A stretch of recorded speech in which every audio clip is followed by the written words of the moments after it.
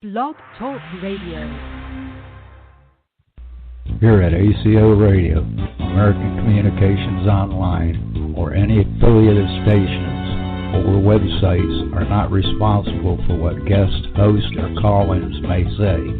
All programming is intended for informational and entertainment purposes only. Hello, universe. This is Planet Earth calling. Hello, everyone. Remember Cosmos Connection, Teresa J. Morris, TJ Thurman Morris, TJ Morris ET Radio. We are all here. Welcome aboard, all you ground troops spinning around smartly on planet Earth, Mother Earth, Gaia, Sophia, all the things we call Mother Earth. We're going to do something today because it's Valentine's. Happy Valentine's, all you wonderful people. I hope you're all in love with life and liberty and the pursuit of happiness in the United States of America. I'm calling in from the great state of Florida. I'm over in the Panhandle, closest to Alabama. I'm in Gulf Breeze right now. It's a little cloudy, a little cool, but still nice to be on planet Earth. And I hope you can hear me just fine. Anyone that wants to call in, please feel free to do so.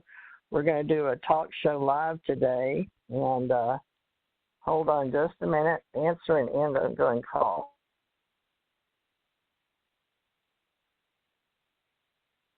I'll merge thing. Okay, Tommy, can you hear me now? I hear you now. Since you're on the conference call, we're live recording instead of you called me direct, so I was just introducing the show. You want to say hi to everybody since we're recording? Hello, everybody. Tommy Huxford here, calling from the Big Island of Hawaii. So much going on here in Hawaii, and I'm sure it's going on wherever you live. Between the president, weather, UFOs, you name it, it's all going on.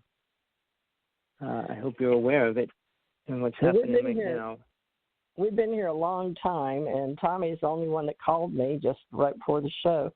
So we've got somebody waiting, and it is Valentine's Day, so I'm going to be all about love and light and liberty and the pursuit of happiness today. So, Tommy, you're merged in, but you can hang up any time or you can hang with me. So let's get started. 347-463.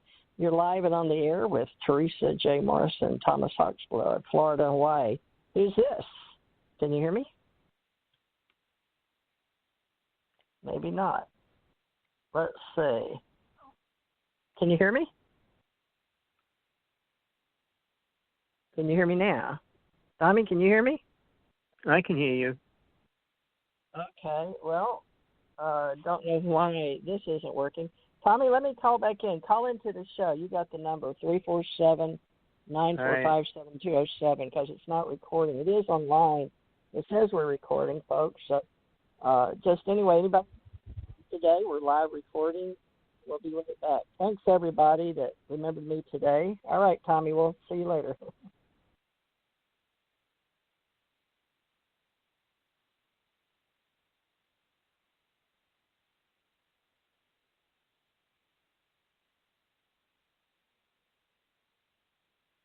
Okay, I'm back. Can you hear me now? Anybody out there? Anybody hear me? I hope you can hear me. This is a strange time, especially with what we're doing in cyberspace. So I'm hoping you're going to enjoy what we do today. If you'd like to join me, you can go to patreon.com/Teresa J. Morris and tell me any of those particular gifts that you're interested in. And hopefully we can help you tune in to what we're doing. I like to use the fact that we use our higher self and guiding you as a channel for higher source and connection to source and yourself. So we appreciate you calling in and sharing today. Like I said, we're in Gulf Breeze, and Tommy is in Hawaii, and the only one that bothered to call in today. So we appreciate you. I see another one here in Florida, 347 number. Can you hear me? I can't hear you, so just letting you know. Tommy, can you hear me? I can hear you.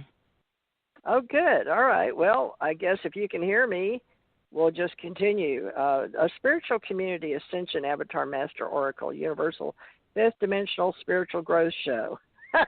I've got shared Ascension Age books out there, and Tommy's helped me many times on Teresa J. Morris Ministries. You can find him on YouTube. And Tommy now does his show every Tuesday at least, and on his own YouTube, Hawk's Blood 1, isn't it, Tommy? What's the name of your show? Because I watch it with you and Tina, E.T. Girl. Well, right? I give it a name every time I do it. It's on the Hawk's Blood 1 on the YouTube if you want to watch it. Okay. Well, I change the name every time I do it. We've got a different message every week. Well, what about love? Have you got anything for us on love? Because it's not something you're known for, but I never asked you if you're in love with Namgal, but you must be to be with her all this time.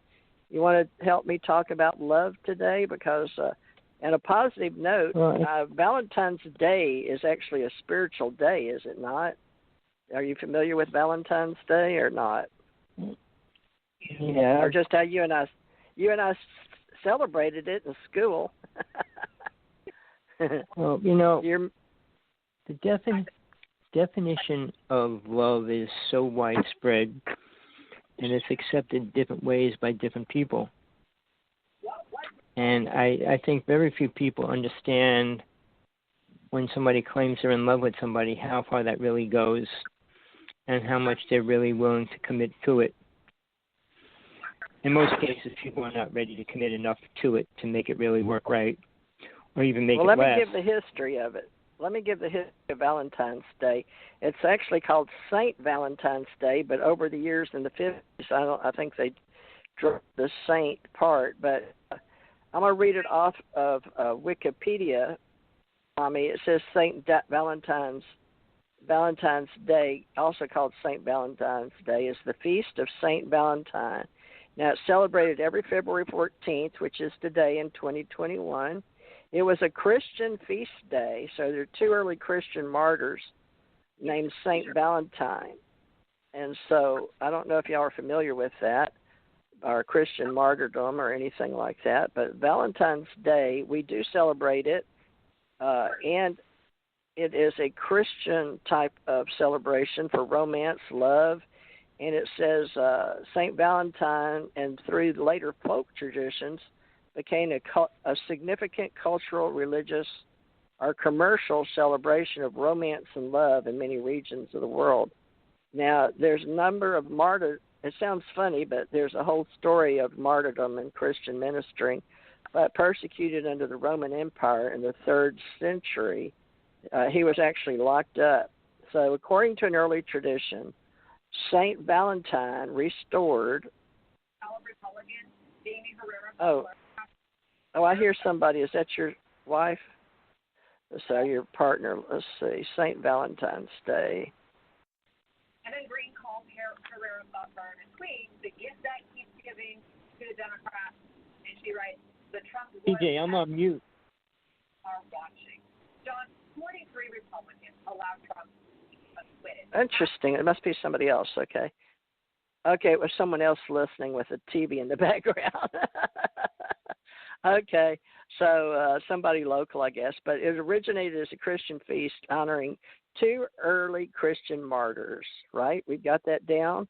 So persecuted under the Roman Empire in the 3rd century, persecuted under the Roman Empire, but he was actually imprisoned for ministering to Christians, okay, I guess during the Catholic Roman type of world. According to early tradition, St. Valentine restored sight to a blind girl, which was the daughter of one of his jailers. So there's all kind of legends that went out about that theme of love. Now, I know the original story, but since he was in prison, the way that they've got this in Wikipedia, numerous later additions to the legend have been related to the theme of love. An 18th century embellishment to legend claims that he wrote the jailer's daughter a letter signed Your Valentine as a farewell before his execution. So additional posts of the St. Valentine's Day performed on weddings for Christian soldiers who were forbidden to marry. So he broke a couple of codes here I guess he was a rebel like Tommy. He didn't necessarily go by the rules. But the Feast of Valentine's was established by the Pope. Now, the first Pope that recognized it was Gelasius, Gelasius the first, in 496 A.D. Amino Domino, which I believe is after death. It used to be of Christ, but celebrated February 14th as an honor to Saint Valentine of Rome, who died on that date in 269. Now, that became associated with romantic love, which is interesting if it's not. I think that's a very interesting thing, but celebrating courtly love flourished. Now, I guess we'd have to live back then, but we're talking about in the now in 2021, but this day became associated with romantic love in the 14th and 15th centuries when notions of courtly love flourished, associated with lovebirds of early spring. Maybe that's where we get lovebirds, things like that. Now, the 18th century England, so we're going back in history, grew into an occasion when couples expressed their love by presenting flowers and offering confectionery, which is sugar, sweets, and sending greeting cards known as Valentine's Day. So Valentine's Day became a symbol, and they used it in today's time, including heart-shaped outlines, doves, wings of Cupid, and Cupid are those little bitty tiny angels. We can talk about those too, which is funny, how those all came to be. But Tommy, if you want to share anything on Cupids too, Valentine's symbols include heart-shaped doves and winged Cupids. Now, I'm just about finished, Tommy. Since the 19th century, handwritten Valentines have given way to mass-produced greeting cards. So in Italy, St. Valentine's keys are given to lovers as a romantic symbol and an invitation to unlock the key to one's heart, so as well as to children to ward off epilepsy, which was a Valentine's Day melody. St. Valentine's Day is not a public holiday in any country, although it is an official feast in the Anglican Communion and the Lutheran Church. Many parts of the Eastern Orthodox Church also celebrated St. Valentine's Day on July 6th, honor of the Roman presbyter St. Valentine, July 30th, in honor of hero martyr Valentine. Isn't that interesting? So is it on the calendars, Tommy? I thought it was. Let me look at my American calendar. Have you got a calendar, Tommy? Does yours say Valentine's Day? We know it. We celebrate it. Let me look. Are you there? It says St. Valentine's Day.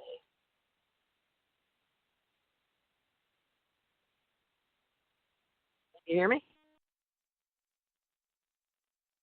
I don't see it on the calendar. I don't see it on the calendar, TJ.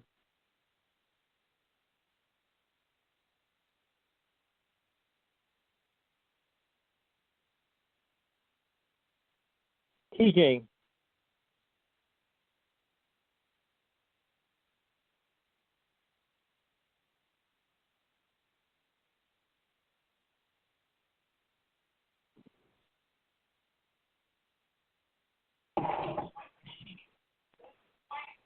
Hello?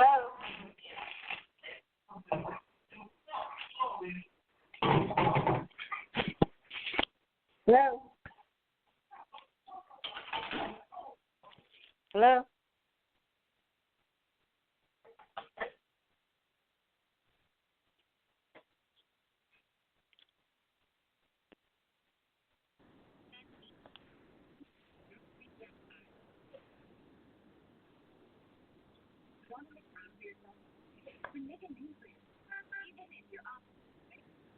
TJ, what are you doing?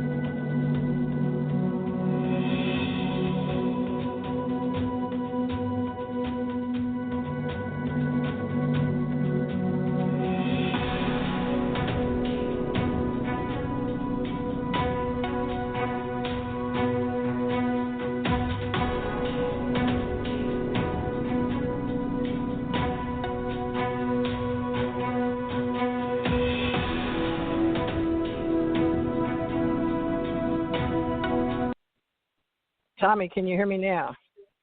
Ooh. Yes. Okay. I had to call back in. I don't know what happened, but I couldn't hear you. I don't think you could hear me. So we may have a little downtime right there. We had several people call in at once.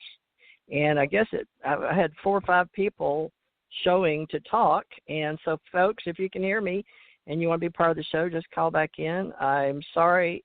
I guess because I haven't been on a while, Tommy, I don't know what's going on, or if my computer's got to get classified into, the system or what. But I called back in on my phone, and I'm glad you can hear me. Anyway, so back to Valentine's Day, and people do love different ways. I've got that we're going to do our best to help each person that calls in if they would like to. People are listening. I guess this is a good time for a Spiritual ET channel. But, Tommy, you and I both have shared a lot of life, and a lot of people don't get us. But I know one thing we have in common is sharing dimensions.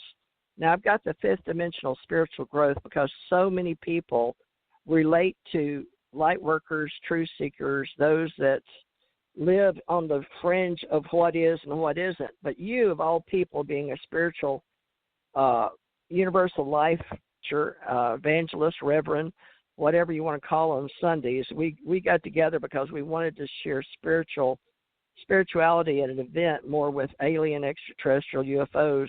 Now, we can talk about alleged alien entities or alien ET, but I'd like you to help me today at a different level, Tommy, if you can. Can you speak from a level of how we are spiritually accepting each other? Because I know that you don't necessarily agree with all Christians, but you have past lives, and that to most people is beyond the veil thinking. I don't know if I'm sure you do, but globally, I've been doing Men in Black stories and the education behind those that kept us from sharing a lot of things. And it looks like the Valentine's Day was that way as well. A man went to jail, a man for sharing things they didn't want shared on particular days due to Christianity and the Catholics versus the Christians, so to speak. But it seems like we're still fighting these wars spiritually, and I want to help people, but I want them to understand that we're all something more than just love. But love is important to me. I say love is all there is. My CD was Love One Another, and it's the glue like the ether in all realities. But I've got other people calling in and listening. But can you tell me a little bit about how you feel let's say if you and anyone, you've fallen in love before, and we're going to talk about ET spirit and how it shares, I would think, what you and I do when we're out of body. But you know how they're saying that we're now, the space that you and I live in, this whole planet has evolved into another dimensional way of being, which a lot of people can feel.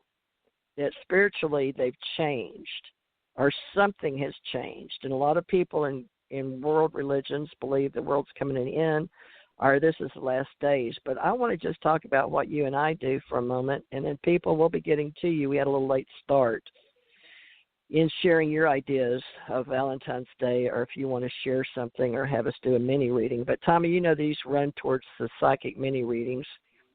But share with me, you've been out of body. You understand the dimensions that I've always tried to get you to help me with of being God realized. But let's talk about love. Now, I say it's an ether that holds us together. But is there something positive you can make of today with how we're reacting when everything's changing? The way that they're changing the world and the consciousness to be in the 5th dimension. They're saying we've raised, or we are in the process. Mother Earth is changing, and that's with, all the earthquakes and the ice age and all that. But leaving out, tell me about you. Can you stay on that topic of your dimensional self? Or how would you say your soul? I say we're all ET spirits. But tell them as a man, what do you think? For me, the word ET spirits kind of tries to classify something that was a little more abstract than what soul is. Soul is individual, first off. It has its own reality. It doesn't depend on anything else. It doesn't need anything else. It needs awareness when it comes into the lower worlds, which is where we are, planet Earth, where soul goes through a learning period. Whether it learns anything or not is up to that soul, but doesn't learn anything, then it goes into the word reincarnation, and it has to keep reincarnating until it starts to. And when it starts to learn awareness, it can learn to leave this planet. The starting step is astral projections, remote viewing, which is in any high level, but then it's soul travel and astral travel. But at those points, soul becomes aware. It has nothing to do with love at that moment or in that time frame. When soul comes into this reality, it's put in a new space where it revolves around working with other souls, which entails it doesn't require the word love, even though we want it to. It requires the word compassion. And both of those words were non-existent for a long period of time through history. From the first alien races that came here after Atlantis was destroyed, all the races and different tribal people that were here, love was not an actual word. It didn't mean anything to anybody. It was a word that was created many years later, and I would say it was actually created when Jesus was walking the planet. And why do I say that? Because if you trace every tribal family, people, women were never accepted as something equal or the same. And when we use the word love, we try to make it sound like it's two people that care and appreciate each other the same. So if you go to the Egyptians, the Mayan, the Aztecs, Sumerians, any race, it wasn't like they loved the women. I could say they loved their children, boys, more than they did their women. And that the facts are the way they abused women all through history at every level. Jesus was the first person, and I'm going to just say it from my truth, my experience, from even being there in that time frame, was when Jesus showed compassion to Mary Magdalene. And then he married her, but that's not in the Bible. But at that point, they can see how he related to her. And that was when love actually became an actual word. Accepting a person and dealing with them and giving everything to that person. Mary Magdalene had every ability that Jesus had, but he had to teach her that. He didn't teach all his disciples that even. So he had this connection which all his disciples could see. And in that time frame, all Jesus' followers were married. And, I mean, I don't know when the Pope kind of went back into the male ego thing and said priesthood can't get married, which is a ridiculous idea, considering all Jesus' disciples were. Now, when Jesus talked to his disciples, when the end times were coming, for him anyway, he said, leave your families, leave your children, leave everybody. But there was reasons for that, and it had to do with an abstract, greater idea of what love was. And for people in that time frame, it was hard for them to accept anything, even the word love, even the word God. So, I mean, he couldn't use those words to those people even. He had to use the word Father. I mean, they could understand Father, but they couldn't understand the word God. The Egyptians and Mayan played with deities and aliens. They had no conception of a real God. And it was man through the Bible. It says compassion, according to the internet, folks. We use cyberspace. Love and compassion, but it says compassion was brought up in the 1300s. Compassionate love describes attitudes towards service for others, motivated by desire for the good of the other, caring and value. But it says in Galatians that it was used, so that's in the Bible.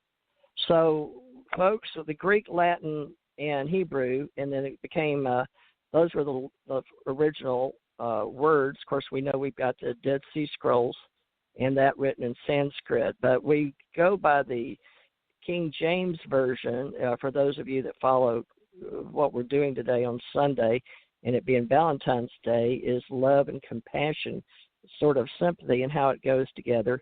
And before the mechanical problems, I discussed the actual Valentine's Day today.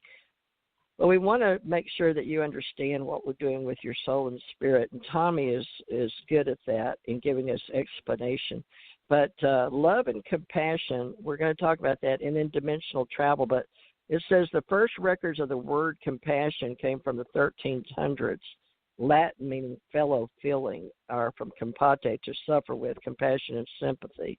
Now that's according to CompassionDictionary.com. So Jesus landed, it says, and saw a crowd. He had compassion on them and healed their sick, and a large crowd from the town was with her. When the Lord saw her, his heart went out, and he said, "Don't cry." Then he went up and touched the bier, B-I-E-R, they were carrying him on. The bearer stood still. Now, what does that mean? So that's what you're discussing. Is you do talk about the Bible an awful lot, and this is according to the Holy Spirit of the epistle to the Galatians. But the fruit of the Spirit, love, joy, peace, patience. So apparently he did say some things that the Bible records. Well, here's the thing. Man wrote every word Jesus was supposed to have said. Man was still ignorant at that time as far as love goes. So even 100 years later, women were still not accepted the same, and that's why Mary Magdalene was never put into the Bible as anything important.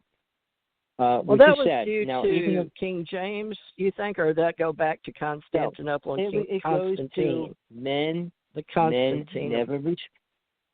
It goes back to men never respected women, as they still don't today. Most men do not respect all women. They respect the women that they're supposed to be dating or married to for a period of time, and usually that fades away.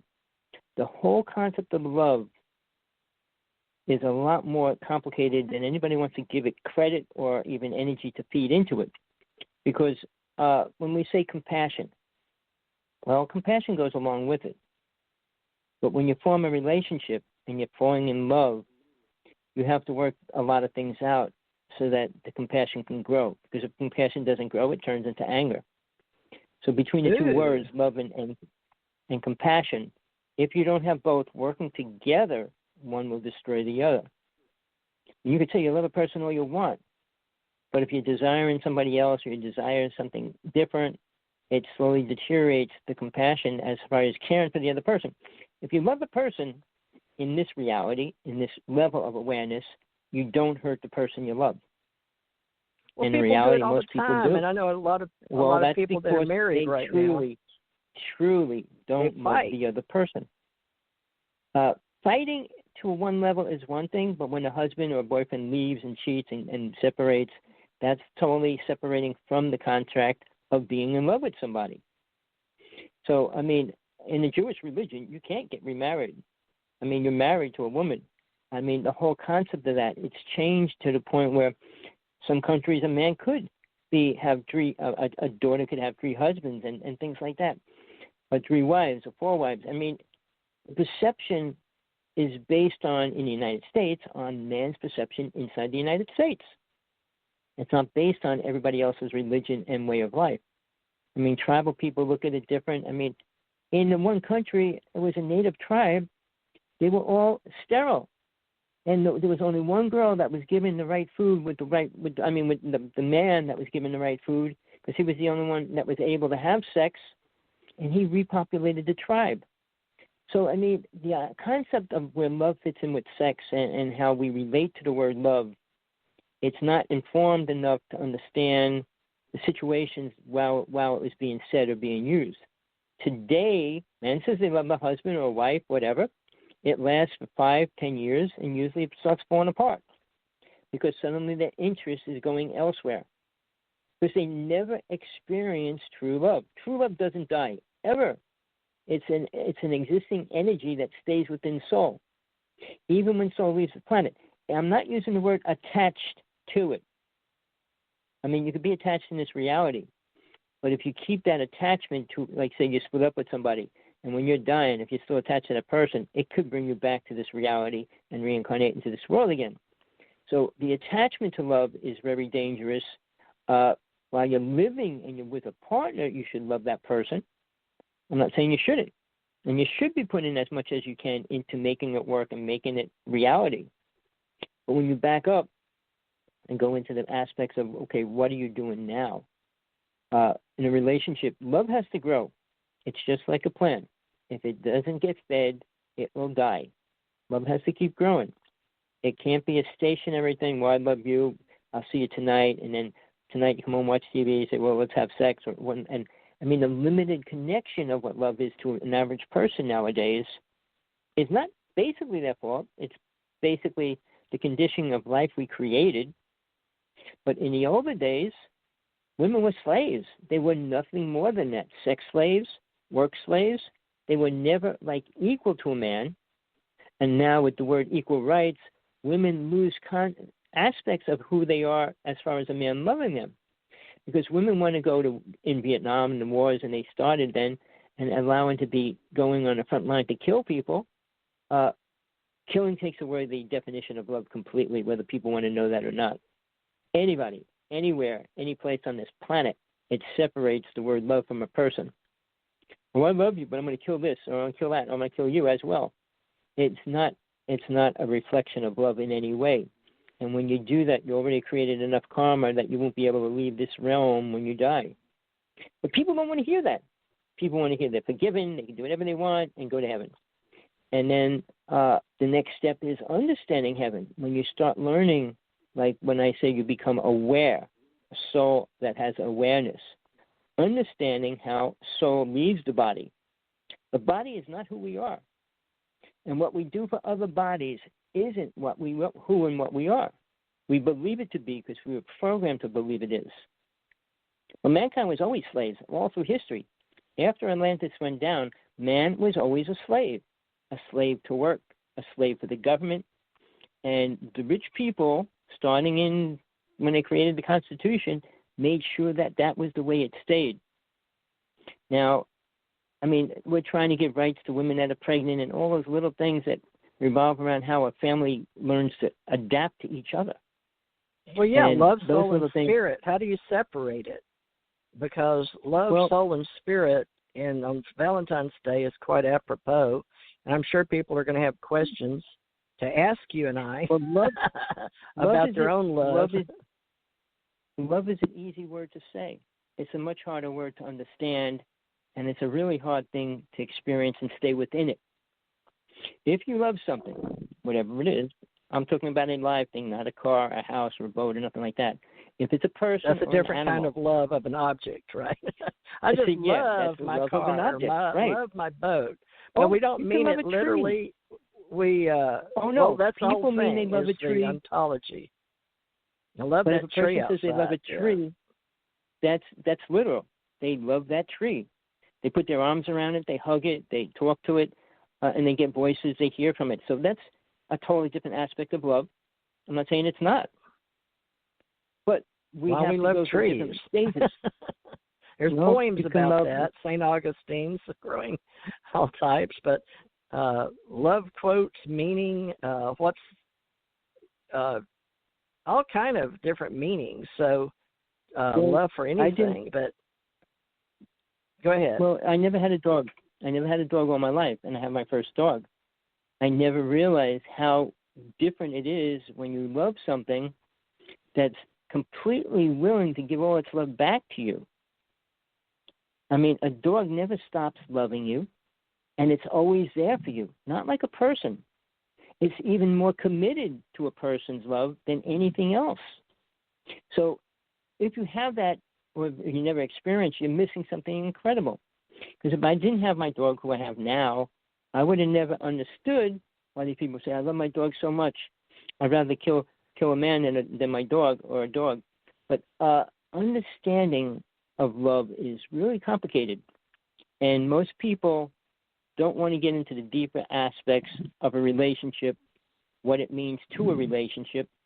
And basically, I can talk about that great because I did a show on that. And I was saying in a relationship, It has to be upfront who you are. Lying, cheating, stealing, and all those kind of words, starting a relationship, because love can be shattered instantly. If somebody does something wrong, it could end the relationship instantly. So love, fake love, real love, when you commit to each other, and I say this, it's a number, it's a percentage. I mean, most doctors and speakers will say it's a 60-40 thing, all marriages. Meaning somebody always has to give and somebody always has to take. But that's not true. It'll never last, ever. It won't go into the higher states ever as well. Because there's always that, I have to give this up. And that's not love. I mean, love's like never saying no. There's different types of love.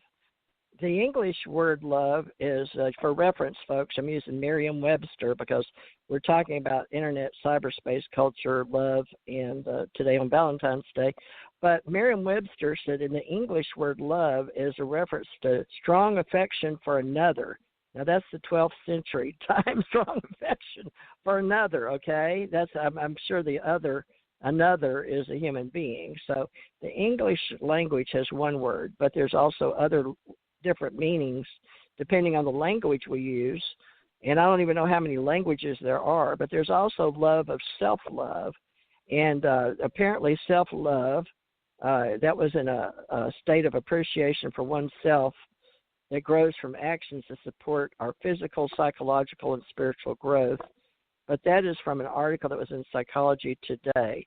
Now, Tommy and I are sort of talking about loving one another, but Jesus was supposed to have given his life.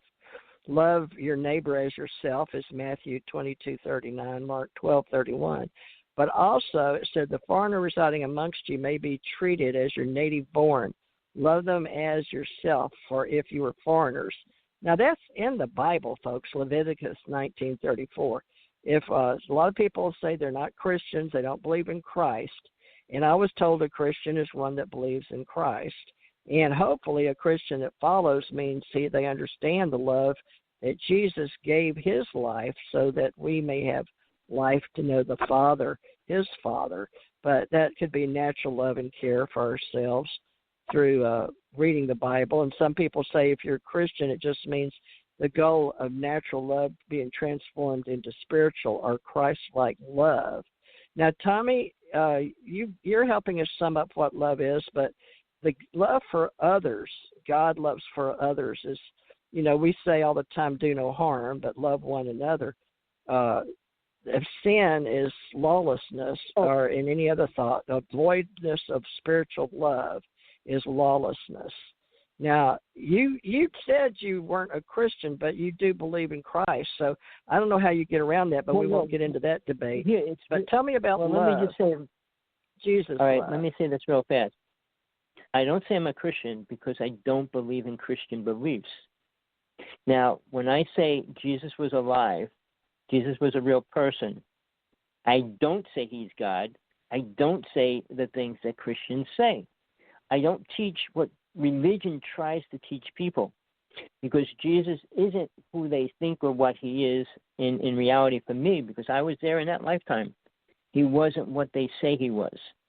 He was the most God spiritual said, person. love us or teach us, but whoever does not love does not know God, because God is love. Now that's 1 John 4:8. That's, folks, you can look up the source as Christianity.com, right? So John there's wrote different Revelations types of love. as well. Well, again. And we usually go by Matthew, Mark, Luke, and John, the 4 books. Well, 2 of them were disciples, and 2 of them. But see, 2 of them were disciples, and 2 of them were evangelists.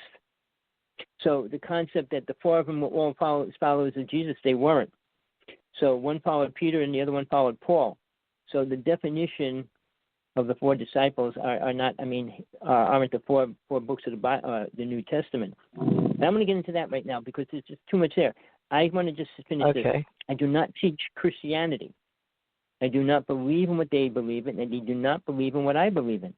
They don't talk about soul leaving the body. They don't talk about reincarnation, and they don't talk about anything beyond the physical plane because they don't know. So it's a religion or a path of unknowingness, trying to accept an idea that was written by a man. if you ever follow man's ideas all through history, it never led us forward. It never moved us to a better place. I mean, after Atlantis went down, which was the only time love was truly 100%, after that went down, man has become mass killers, rapists, murderers, and all those kind of words, abusers and thieves and all that. So you believe in this is, do you believe in, I know you do, Lucifer, Satan, and hell, or this is the prison planet? Because we should be talking about love and compassion, but at the same time on Valentine's Day, people know there's a demon, and you know the Lucifer TV show, you like it. So there's different types of love, agape love, and there's God's love and Jesus' love, you know, all kind of love. Even in the definition of those words, the definition of Lucifer, he's an angel of light. He fell with Michael and Gabriel. They came down at the same time, but Lucifer was the most powerful. All right, he controls the astral plane. All right, and there's 3 people there that work with him as far as the gods of that realm. But getting back to Satan, Satan lives here. Satan's army is here, not in the astral plane, not in the higher realms. Satan is here, and people are more willing to give in to Satan because he gives them what they want. I mean, it's a phrase when they say Jesus, whose father would not give their son anything they want? But again, nobody's given what they want in general. So the concept of giving is another concept of a man's ego. Teaching women about love. How does a man teach a woman about love when a child's born, when a young girl, a young boy? How do they teach them about love? First, they have to procreate. So before love, you're talking about men and women.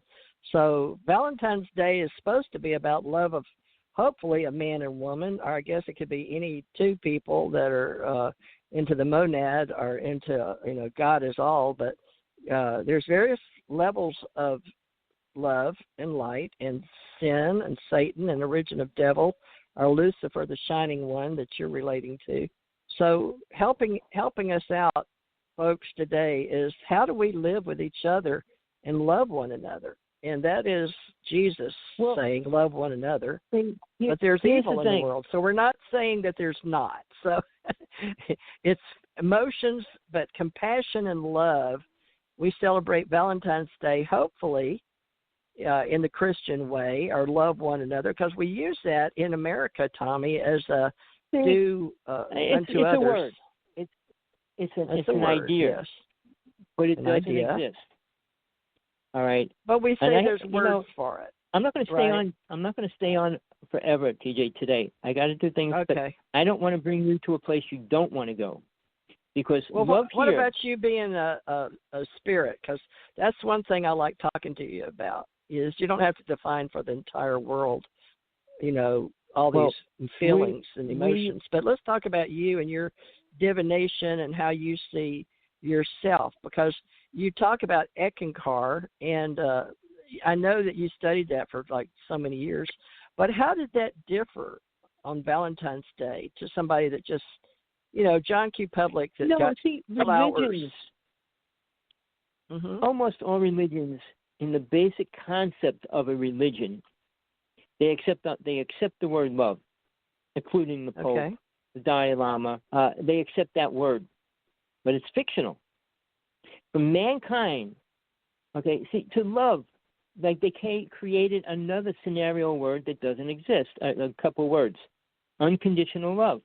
No such thing. That's agape, right? Agape love, brotherly love, affection, selfless and unconditional, sort of like namaste. You give love unconditionally? And then there's eros. Well, there's a lot of words to use around it. How many people truly love everybody on the planet? How many people love everybody? It's like saying, I love the rapist, I love the murderer, I love the child abuser, I love those people. Do you really? Told you have to love everybody? Well, we say things in general. So that's the thing. No, you're not general. What's accepted? Oh, I'm not general at all. Well, tell people about you, because you're a very interesting character, and people either love you or they don't, but that's sort of the way it is with me, too. But the Bible love is one thing, we can agree. But you are talking about when you leave your body. right? Your love Right. for coming back to don't earth, search I out love. guess. I do not keep search coming out back. love. No. See, here's the thing. Soul comes here until it learns what it is. And when it learns what it is an individual soul.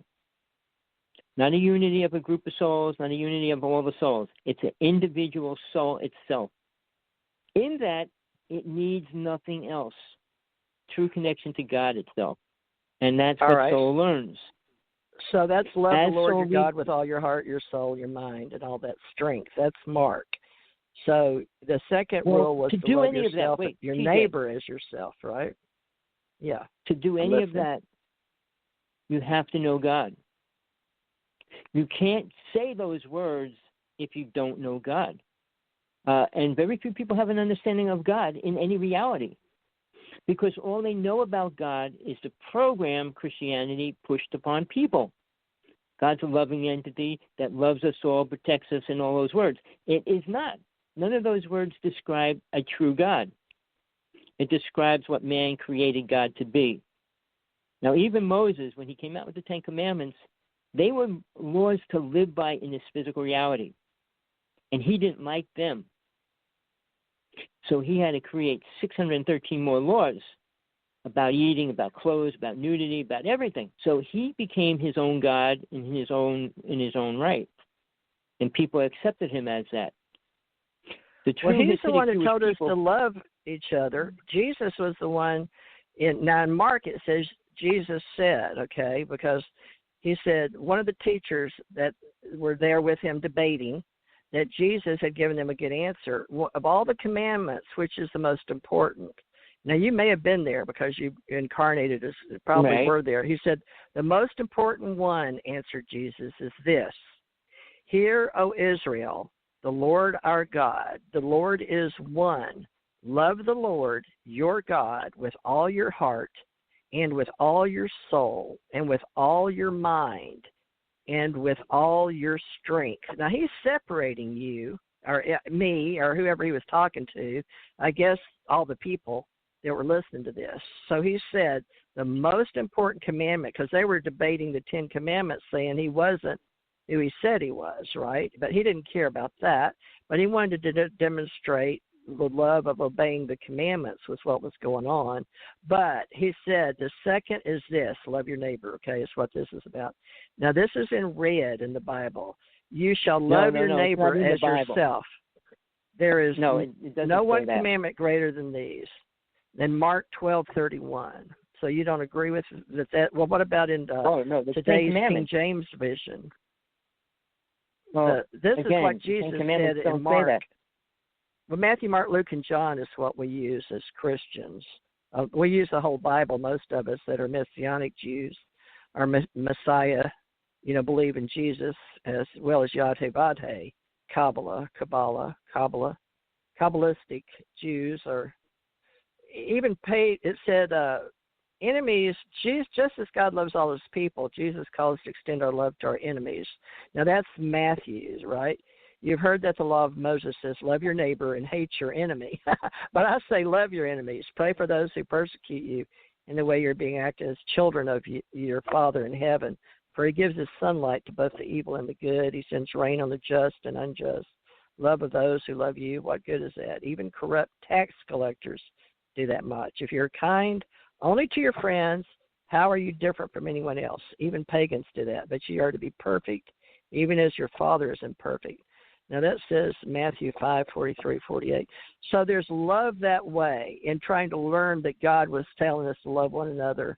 And that if you said you've got to love God to understand it. He did say that, right, to Israel, to who he was speaking of, the Jewish people or Protestants. I guess they weren't Protestants, they were pagans. Well, see, we didn't say Catholic and Protestant. We said pagan. First, you have to understand Hebrews. Okay, what did we say back here's then? Something. Well, let's start with the 10 Commandments. People have no clue what the 10 Commandments are. Well, that would not be love. Wait, no. Love was not used in any part of the 10 Commandments. But that's when, now here we can go into the extraterrestrial. was the way von Daniken, who studied so many languages and broke it down in Chariot of the Gods, said that wasn't a God the way he thinks of God, loving, God is all, God is one. He doesn't know God. He was Catholic. How can he say something? How could he say something about something he doesn't know? Very few people on this planet. Well, he was studying at that time. Studying doesn't mean you know anything. You could go to college. It doesn't help you understand God, Jesus, or death or soul. It doesn't teach you any of that because they don't have any knowledge of that to teach. They don't have any knowledge to teach about the 32 psychic abilities. And they can't because they don't know how to use them and they don't know how to control them or even create them. So he said, all the aspects of Eric college, von Daniken's worth about $30 million, so he must have done something right as what a he's Swiss worth. author. Just like Jesus said, rich people will never get into heaven. So he's one of the people that will not because he put so much false information into this reality. He's responsible for that. For anybody that believes what he taught or what he said or what he was even trying to make people follow, all right, the things like even the Anunnaki. When he wrote all about the Anunnaki, that's all false teaching. And people believe that, swear about it because it was written. And people believe things that were written. The Sumerian, we have all the Sumerian, Akkadian, Sumerian, we have all that, and then all the different languages, and we have the Rosanna. But that doesn't mean anything. Stone. People that lived, if we believe in history. Well, let's go back to you. I really want to cover that part of you that's so important. That part that comes and goes, because I keep dying, Tommy, and I keep getting sent back here.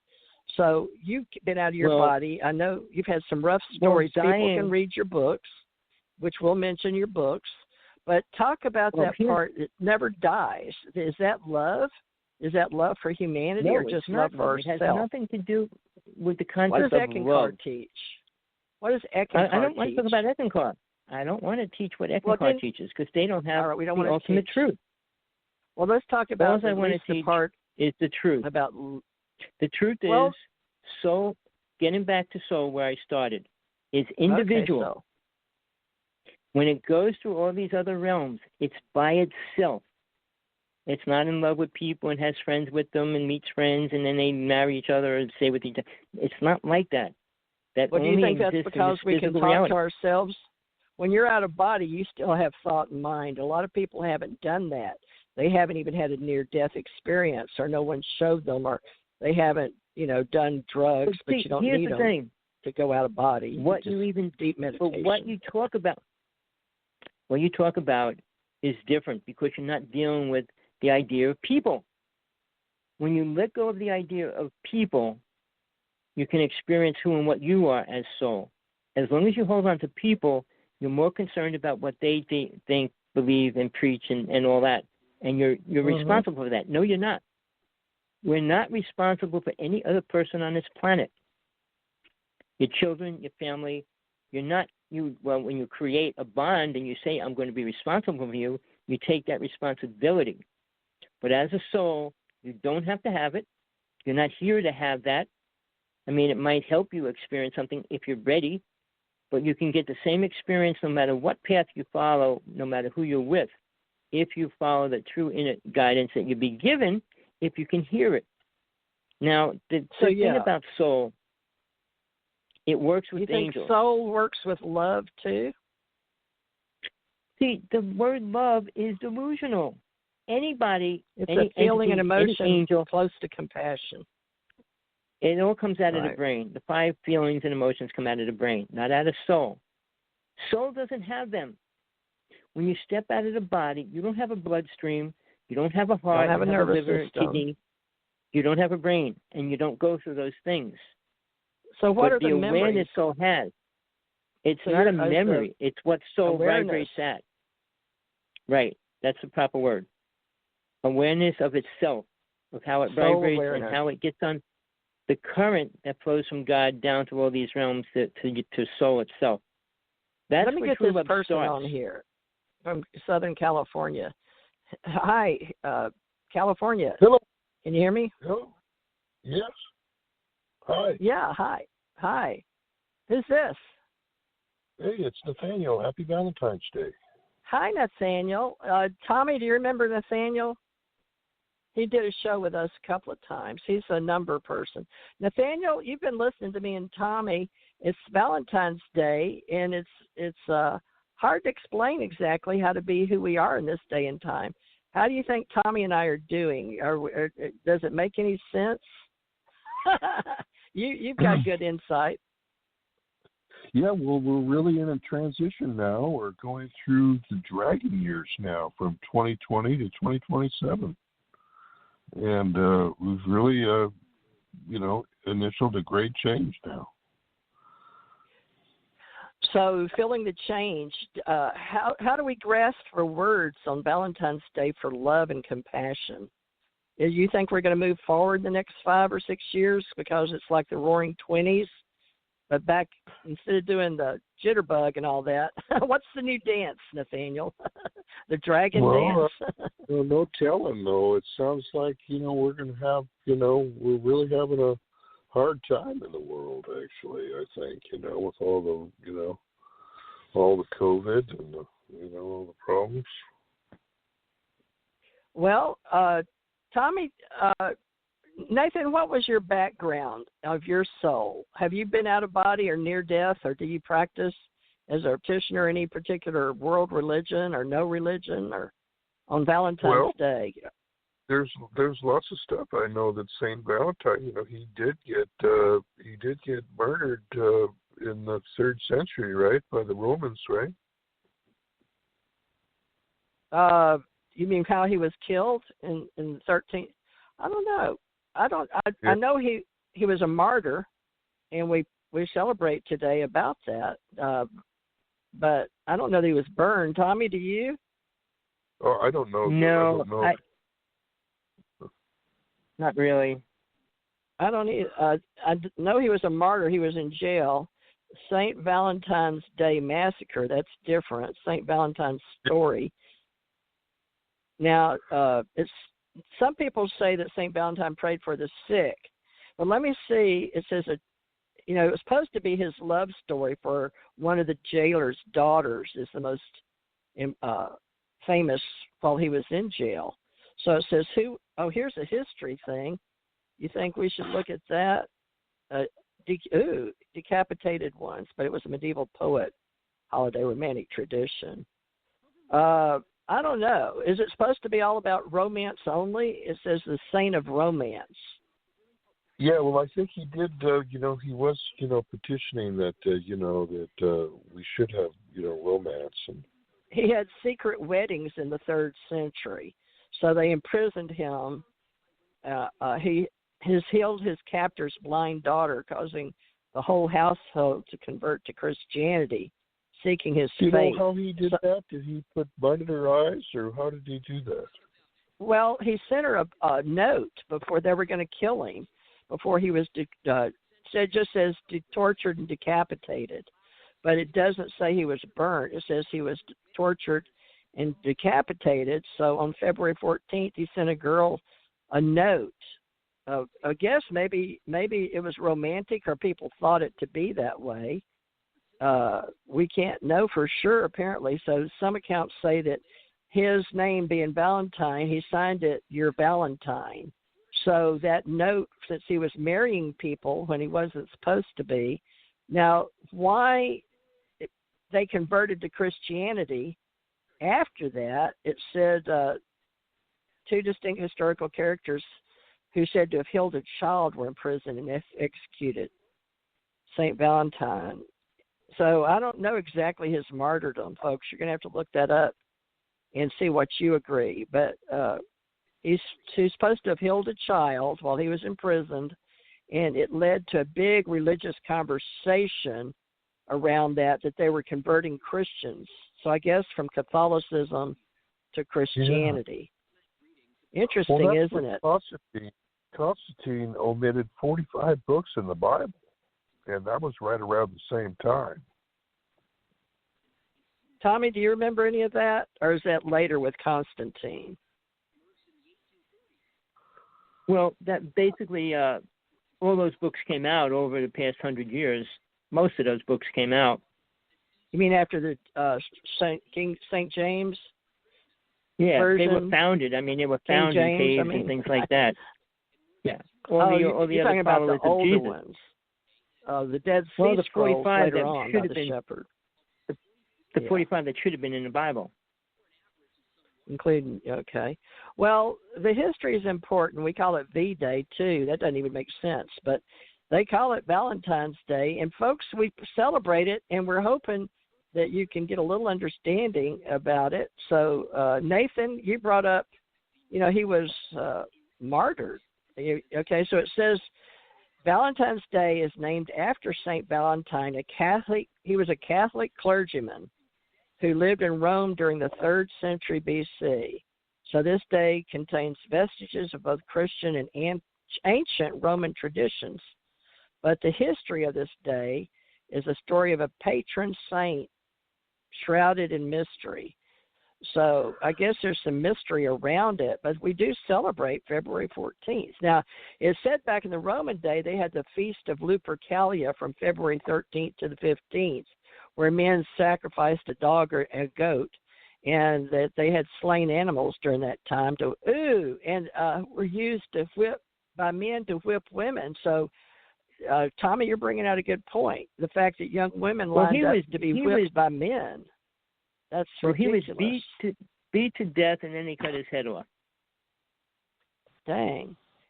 And why were they beating women? Why would they beat women? Is that to show superiority over women? Cruel. The Roman soldiers were very cruel. Said they were trying to stamp out the remaining paganism, but that Rome had become Christian and the Catholic Church was trying to get rid of pagan fertility rites. Proclaimed 14th day, St. Valentine's Day, establishing the feast of the Catholic calendar of saints. Wow. If we really study all the world history, but Valentine's Day linked with love. You would realize how nothing relates to the word love? That's what I'm looking at. It says it's celebrated in most countries, but they've developed their own traditions around the days.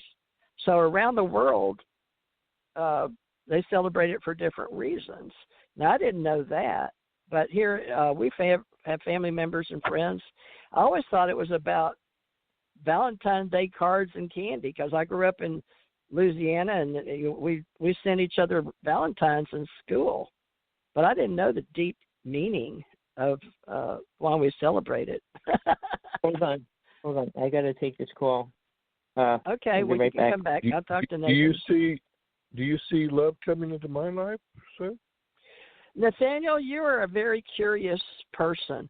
I've always loved you, and you've always been here with us in every incarnation. But you always bring your uniqueness, your very unique soul.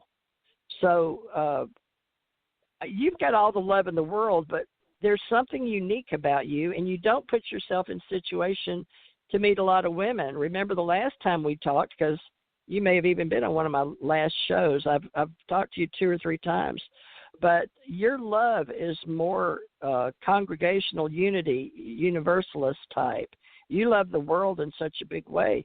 Are you really looking for another woman to settle down with? You still got that home. You still live by yourself, right? Well, no. Have you living with somebody right now? That was a long time ago. A roommate? You have a roommate? Well, yeah. There's a roommate I have that called Angie. Do you see me getting together with her? I really don't. I keep seeing this woman with you, but it's like you can't get in the same room. So you haven't put yourself out there. But with COVID-19, we were fighting that last year with your, romanticism. Do you want somebody? Are you reaching out yourself? Because, talking about Valentine's Day is a good day to talk about love. So having compassion for others, you have to be involved with other people. So how do you see yourself in that change? Today is Valentine's Day, and putting yourself out there like, we should be doing if we want to meet people. Are you strictly using cyberspace for your reality check with women? Because you and I talk this is the first time this year because I haven't been doing much because of, like you said, COVID-19. But we haven't even really got to know each other over cyberspace. I mean, I can see you, but it's like an avatar sees you on spiritual. You're in our spiritual community. Do you want a romantic relationship with a woman? Yeah. Have you talked to Angie about that? Oh, we talked about a lot of things. I've actually just met her, and we just moved in, so. Well, let's see what really grows. Yeah. She's interesting. Well, did you look at your signs? Are you compatible? Yeah, somewhat, yeah. Did you look at your intelligence factors? You're 16. I don't know if you look at all that, but you're a very interesting person. And well, someone said I had a lot of gold in my aura, and that means I have a lot of wisdom and stuff. But I sure know a lot about a lot of different things, and like you're talking about the Anunnaki and all kinds of stuff. And you've learned about all that, right? They have ironic insight and stuff, but we should really enjoy the now as much as we can. I don't know if you're being in into love the Bible. now. Yeah. Yeah, I'm into the Bible. I'm into all world religions, but mostly the Bible because I was raised Christian in America. Yeah. So. Well, time prophecy seems to be, lining up with all the, the riots and all the, Well, that's what they've been saying since I've been on the planet. But, we die and we come back. We die and we come back. And that's the story of ascension that I think Jesus was teaching. But to love God, Father, Source, and use the Holy Spirit. And the Holy Spirit came down on Jesus. So I believe in the stories. You can believe or choose not to believe. That's your choice. But even with me dying and coming back in human form, I still believe that Jesus, I use the Holy Trinity or the way, the truth, and the light of Jesus because he showed us how to ascend. And in this fifth dimensional realm, we're all supposed to be learning how the ascension age works. So, I don't know. Do you feel like you're just, what immortal beings are. That's what we are. We never die as souls. We're immortal souls. So the extraterrestrial doesn't mean hate. The extraterrestrial means you're of an ascended soul. To me, you can ascend and descend just like Jesus did, and I believe that's what he taught us to do. What do you believe? You believe in ascension? Yes. Good. I do too. Now, that could be part of our law of attraction in our relationship, how different people have different feelings and why certain people are attracted to each other. INTJ or ENFP or any of with your numbers, you'd be very good at that. With intelligence, words, personalities. Oh, yeah. Do you know what Angie is? How would you describe her? Loving, giving? She really has a pure heart and seems to be very loving. Well, that's good. Are you with her today? Not, I've just met her, so I thought that she was really nice, but I think she's, we had a good conversation about a lot of things, and well, do you feel like you can give more or receive more? Because it's always said it's more blessed to give than receive. So we have to be giving, and we have to be creators, right? And just loving and showing compassion and caring. So we say caring is love and love is caring. Did you give her a gift today? Or are you a gift giver? You don't have to, but did you think of something? But I might do that as well. I think that would be nice because you're a man and you're seeking romance. and you're just getting to know her, and you're just roommates. But if you haven't had a romantic coupling, I would say start with something easy, like a nice, Dollar Tree gift card or something. But just saying as friends, you're interesting in exploring a more compassionate relationship. I don't know, compassion may be too strong. So if you've just met her, y'all haven't got into the chirping love, letting her know how you feel yet, right? Yeah, I got to see how it develops. She may not be interested, but I don't know. Yes, she may not be sensitive to that story relationship. Yeah, it's hard. That's why we study personalities and love stories, is we want to know more about individuals before we give of our hearts, right? So we apply friendships. But it's funny, once that law of attraction or that fascinating part of us goes into lack of crush and more friendship, we tend to put people over in that friendship zone. And I wonder what that is. Our chemical smells and our affairs, they're not star-crossed, so to speak. That's why we like to study personalities and perspectives on how we see when we came in with the stars. A lot of people say that I don't have an astrologer. You're probably the closest thing to it. And tell people what you study, Nathaniel. Well, you were born December 27th, right? No, day after Christmas, 26th, close. Tommy was born December 10th. I was born the 26th at noon. 12 noon on the day after Christmas, 12/26. Okay. Now, I'm a Capricorn according to standard 12 zodiac signs, right? With You're actually Aquarius the first day rising. of full Capricorn, because Christmas is actually the Sagittarius Capricorn cusp goes from the 19th to the 25th. And it starts out, the 19th is the day of the Hellraiser. And then the 20th is the day of the Generator. And then it goes on to Christmas is the day of the Supernatural. Well, Christmas is, I was born the next day in Central Time in Monroe, Louisiana. So you're born the first day of Capricorn 1. So you're full Capricorn. Right. December 26th. This changes on the day, but it takes a whole week to change. 360th day of the planet. There's 365, but I was born on the 360th day, which is 3 and 6 in numerology is a 9, which I'm pretty much told I'm a 9, and I've had this will be my 9th complete reality check. You're 8 because the 2 and the 6 equals 8 there, and then so you have the strength card for your.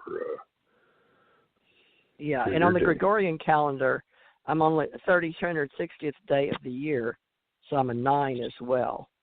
So history just depends on the day and how you do it in numerology. But you can also do 12, 26, 19, 51. You add them down 12, then 26, then 19, then 51, and it still comes out to a 9. Now, how are you doing it? What are you reading, or what do you work with? There's all different kinds of ways to do it, so. Well, let's talk about you. What day were you born? I was born the day of ironic insight. Well, what day is that? That's May 1st, 1957. Are you a Capricorn? No, I'm a Taurus. Oh, Taurus, a bull. I said Capricorn, but I was thinking Taurus because that's supposed to be my perfect complement. You and I should be getting along splendidly well. A Taurus and a Capricorn. Well, you're born the year of the rabbit, though, and I'm a rooster, so they're opposites. Now, you were born on a Wednesday, and so was I. You were born Wednesday, May 1st, 1957. Now, let's see. It says this date was 23,297 days ago. May 1st, 2021 is on a Saturday. Someone born on this date. So what happens on this day? Do you know? What? On the day that you were born. Have you ever looked up the famous things? Oh, There's that's the May Queen and everything like that. Yeah. Wednesday. All right, baby boomer. Yeah, you're rooster. So you go by the Chinese zodiac as well. So you're star sign Taurus, but you're a baby boomer. Yep. 63 years, 9 months, and 13 days. Now it says the UK test hydrogen bomb came out May 15th, the year you were born. So you were born 2 weeks before they dropped the test of the hydrogen bomb. And then the computer truck was April 3rd. Electronic computer, believe it or not, April 3rd. And you were born May 1st. The computer that came by truck, it's called electronic computer. Isn't that amazing? They're talking about putting the computer in your brain now. I know. What do you think of that? Is that good, or is that scary? A help? It's kind of in time prophecy, with the all that stuff. Well, it's thinner than a hair, and so is the numbers, because all of these people being vaccinated, if you keep up with the most important changes in the people in the world, Mr. Gates, which has sold a lot of his Microsoft, but he's now invested heavily into the other gentleman that owns See's Candies. Who is that? One of the other famous men. And farmland. He's Buffett. the largest. He owns more farmland than anyone. Because he's realizing, Really? I think the dollar is not going to be worth anything in the future. So his dollar is, well, he started Earth Now. So much money. What's that? Earth Now. He's investing in Earth Now. And then Warren Buffett.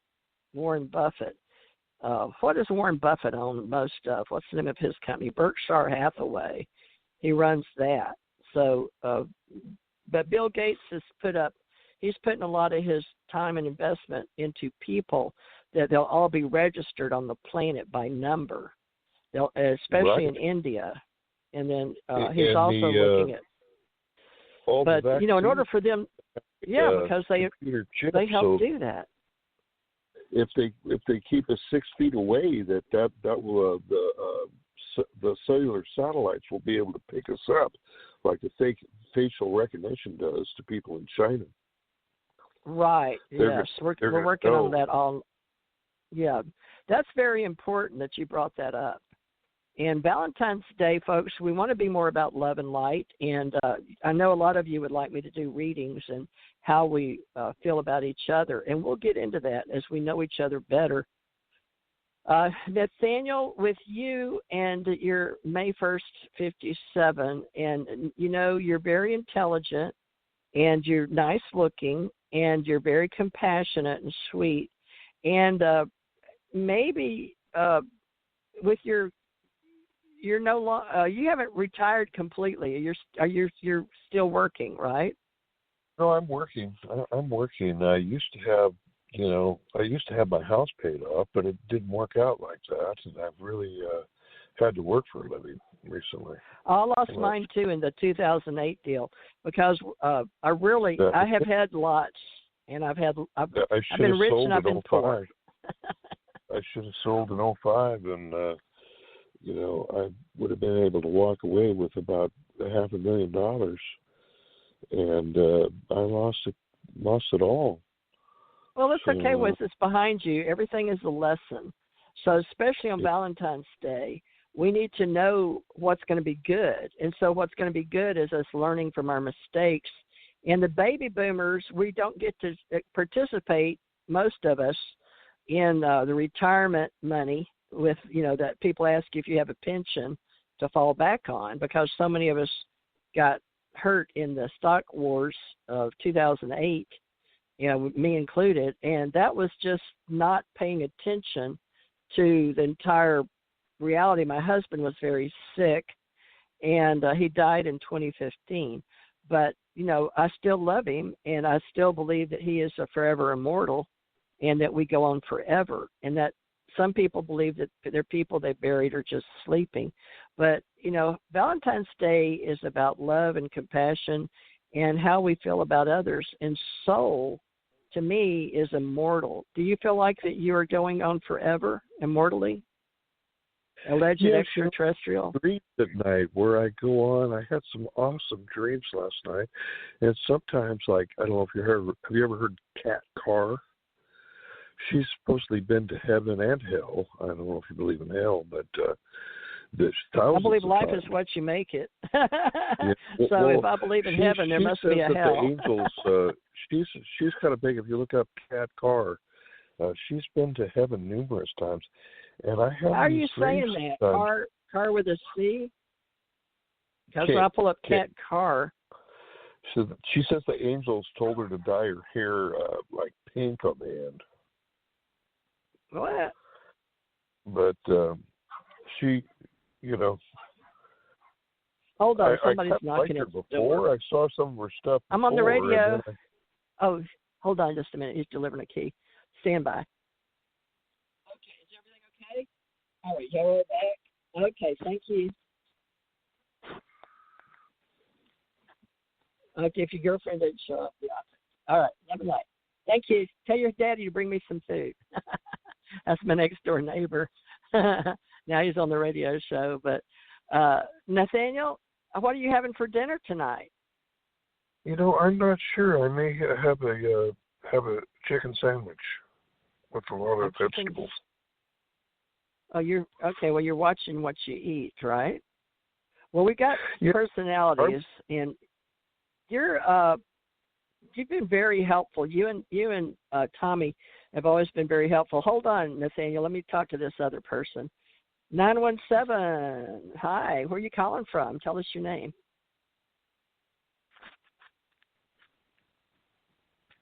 Can you hear me? Hello? New York City. Hello, New York City. 917. Hello? Can you hear me? Guess not. Well, they may be just listening, but I could hear them rustling around in there. Well, Nathaniel, you've always helped us keep people, on track and helping each other. But what is that you study? You study a particular discipline or something with numbers, and what do you call that? You have I'm trying to find the name for it, but there's different things. There's so many different things. I've really been a dabbler, so there's so many different things. You're a dabbler. Okay. Well, metaphysically speaking, would you consider yourself a metaphysician? I call myself a metaphysician. Hi, Angie, on radio. Okay. Well, that's good. Who are you talking to? That's a daughter. She just came by. I love you. Okay. Bye-bye. All right. My daughter dropped by and said hi on Valentine's Day. They spent some time together, some of my relatives, over at my other daughter's house, and I just chose to stay here and do a radio show. So I need to get back in the swing of doing this on Sundays again, just to let people know I can show up and help them with Dear Abby or, their love issues or spiritual issues and how we all fit together, because I do my best to create a spiritual community that I can pretty much recognize people, but we don't really have them sign up, so to speak, unless they want to go on Patreon or do social media with us on Facebook. But I have various domains building websites, right? And then I occasionally do psychic readings and use tarot cards, things like that. But, a lot of people with this religious thing, being that many of our channelers, we actually are mystics and Christians, which it really blows people's minds, because if we believe in ascension and believe in Christ consciousness and the soul, a lot of them have been taught. People that use tools from the old pagan days aren't great, but actually I believe everything we've got, spiritual, metaphysical, and parapsychological, using our tools, we're all extraterrestrials. We all have sixth sense. and we all can be precognitionists. Now, tell me something, Nathaniel, about you and how you have seen yourself in the future, because you need to look forward to being you, and that means an immortal soul inside your vehicle, right, your body that was created May 1st, 1957. So can you set up something 5 years from now? If this is 2021 and you talked about what's going to happen, because, I'm really thinking that the rapture might happen in September or October. Well, people all make their own rapture individually because we're all unique. And we're all from the same source. I don't know what the future does hold. But been a lot of stuff going along. And who's that one guy? Marshall Jordan. What's his name? He's about Jordan 80 Maxwell. now. Jordan Maxwell. That's it. He's really thinking something's going to happen around September, October, that we really may be going kind of mad or something. So Well, we are what we think. I like him. He was living here in Florida, but I don't know where. I think he moved to California, didn't he? I'm not so sure. I just saw him on a interview with Donut, and he was kind of poor. I think he said he's been really nice to people, and people have ripped off a lot of his books and even his shoes and stuff, and he's been really nice to people. He sure didn't look as good as he used to on some of the TV shows and stuff he did. Right, yeah. Well, he's got JordanMaxwell.com, folks. He's written several books. Yeah, a lot of people's books, Matrix of Power and History of Physics. He was very instrumental. He was born December 28th, 2 days after me, but he was born in 1940. He's 80 years old. But, yeah, he's had a little rough time. He was born in Pensacola down here. But, yeah, you're right. Now, he's one of the world's famous authorities on modern conspiracy and ancient religions and movies, the Illuminati, Zeitgeist, the movie, Metaphysia 2012. But I do know what you're talking about, that he doesn't have the kind of money. Many of us as baby boomers don't have what we thought we were going to have, but we're still moving forward. I do a lot of money. I have a couple of lawsuits here, and I may get over $1 million in one, I'm hoping, but it may not be that much. But I'd sure like to have enough to, not work and, be able to. I'm in Sacramento now, and I would either like to get over to Florida or at least Tennessee or somewhere. I don't really like California very much. I like Southern California a lot better, but Sacramento, I really don't like Sacramento. Yeah, Sacramento, I've been there many times. To me, it's fine for those that are born there. Now, Jordan Maxwell, it says pseudonym Van Russell Joseph Pine. So I've got to translate this into English from German. But he was actually a writer and researcher dealing with theology, etymology, and occultism and secret societies. But his name is big in the world of conspiracy theory, along with Michael Tessarian and David Icke. I'm sure you know who they are. And he spent 3 years as an editor for the Truth Seeker magazine and then CBS TV network, and then presented his own radio show under the ABC banner. So CBS is, American Radio and Television Network, right? Commercial. So Jordan Maxwell had a show. They have the Jordan Maxwell Research Society, and Gaia has Jordan Maxwell, and then Jordan Maxwell Videos. But you think that he believes something September. Well, to me, I've heard people doom and gloom, especially in Christianity, all my life. And I never go for the doom and gloom. It's kind of different now, but see, they said Israel will become a nation, and it did in 1948 after it had, it'd been a desert for 2,000 years after Christ was crucified, and somebody was trying to figure out from Russia or somewhere how something about prophecy, and well, then Russia was a Christian nation and Israel hadn't been born yet. But then Russia turned communist or whatnot, and then Israel became a nation. And well, let me now, tell you about these people you were mentioning earlier, and we're going into space, and so Bill Gates, Warren Buffett, Elon Musk, Jeff Bezos, everybody's moving a lot of their stock market shares into space and satellites technology, and they're all sticking together and sharing the money at the top, helping each other get into the moon mining, because I don't know if you recognize this, but I'm a futurist. I don't believe in doom and gloom or all of that. I believe we each have our own individual chapter in this dimension, and that we do have a level of change with, the universe.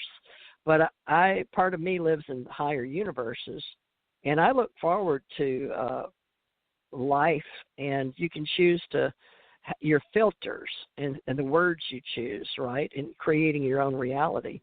So with this show, I hope to have it about thriving and how we're going to celebrate life on the planet, helping Mother Nature, all of those that are going to guide us into helping others terraform other planets. And so I'm working with a lot of people that work with people in space, and then the grid here, the talent grid, and that we're going to all need more celestial jobs, and working with various people at home, and how we're going to all help each other. Now, we're going to help each other in medical, because our baby boomer generation is the largest. I believe we're going to be here for a long time, and that people are going to learn to live to 93 to 125, plus the fact that we've got so much technology helping us. I'm a cyborg. I have something in my neck that makes me a cyborg called titanium. Let me see what 805 wants. 805, can you hear me? I can. Hi, how are you? Good. Where are you calling from? Oh, hi, Teresa. This is Donna from California. I haven't spoken to you in a while. Hi, Donna. Yeah, it's great that you called in. This is Nathaniel. Have you heard Nathaniel before? Yes, I have. Yeah. Yeah. It's like Old Homes Week. Yeah. Donna, you live near San Diego, right? Santa Barbara. Santa Barbara. Now, how far is Santa Barbara?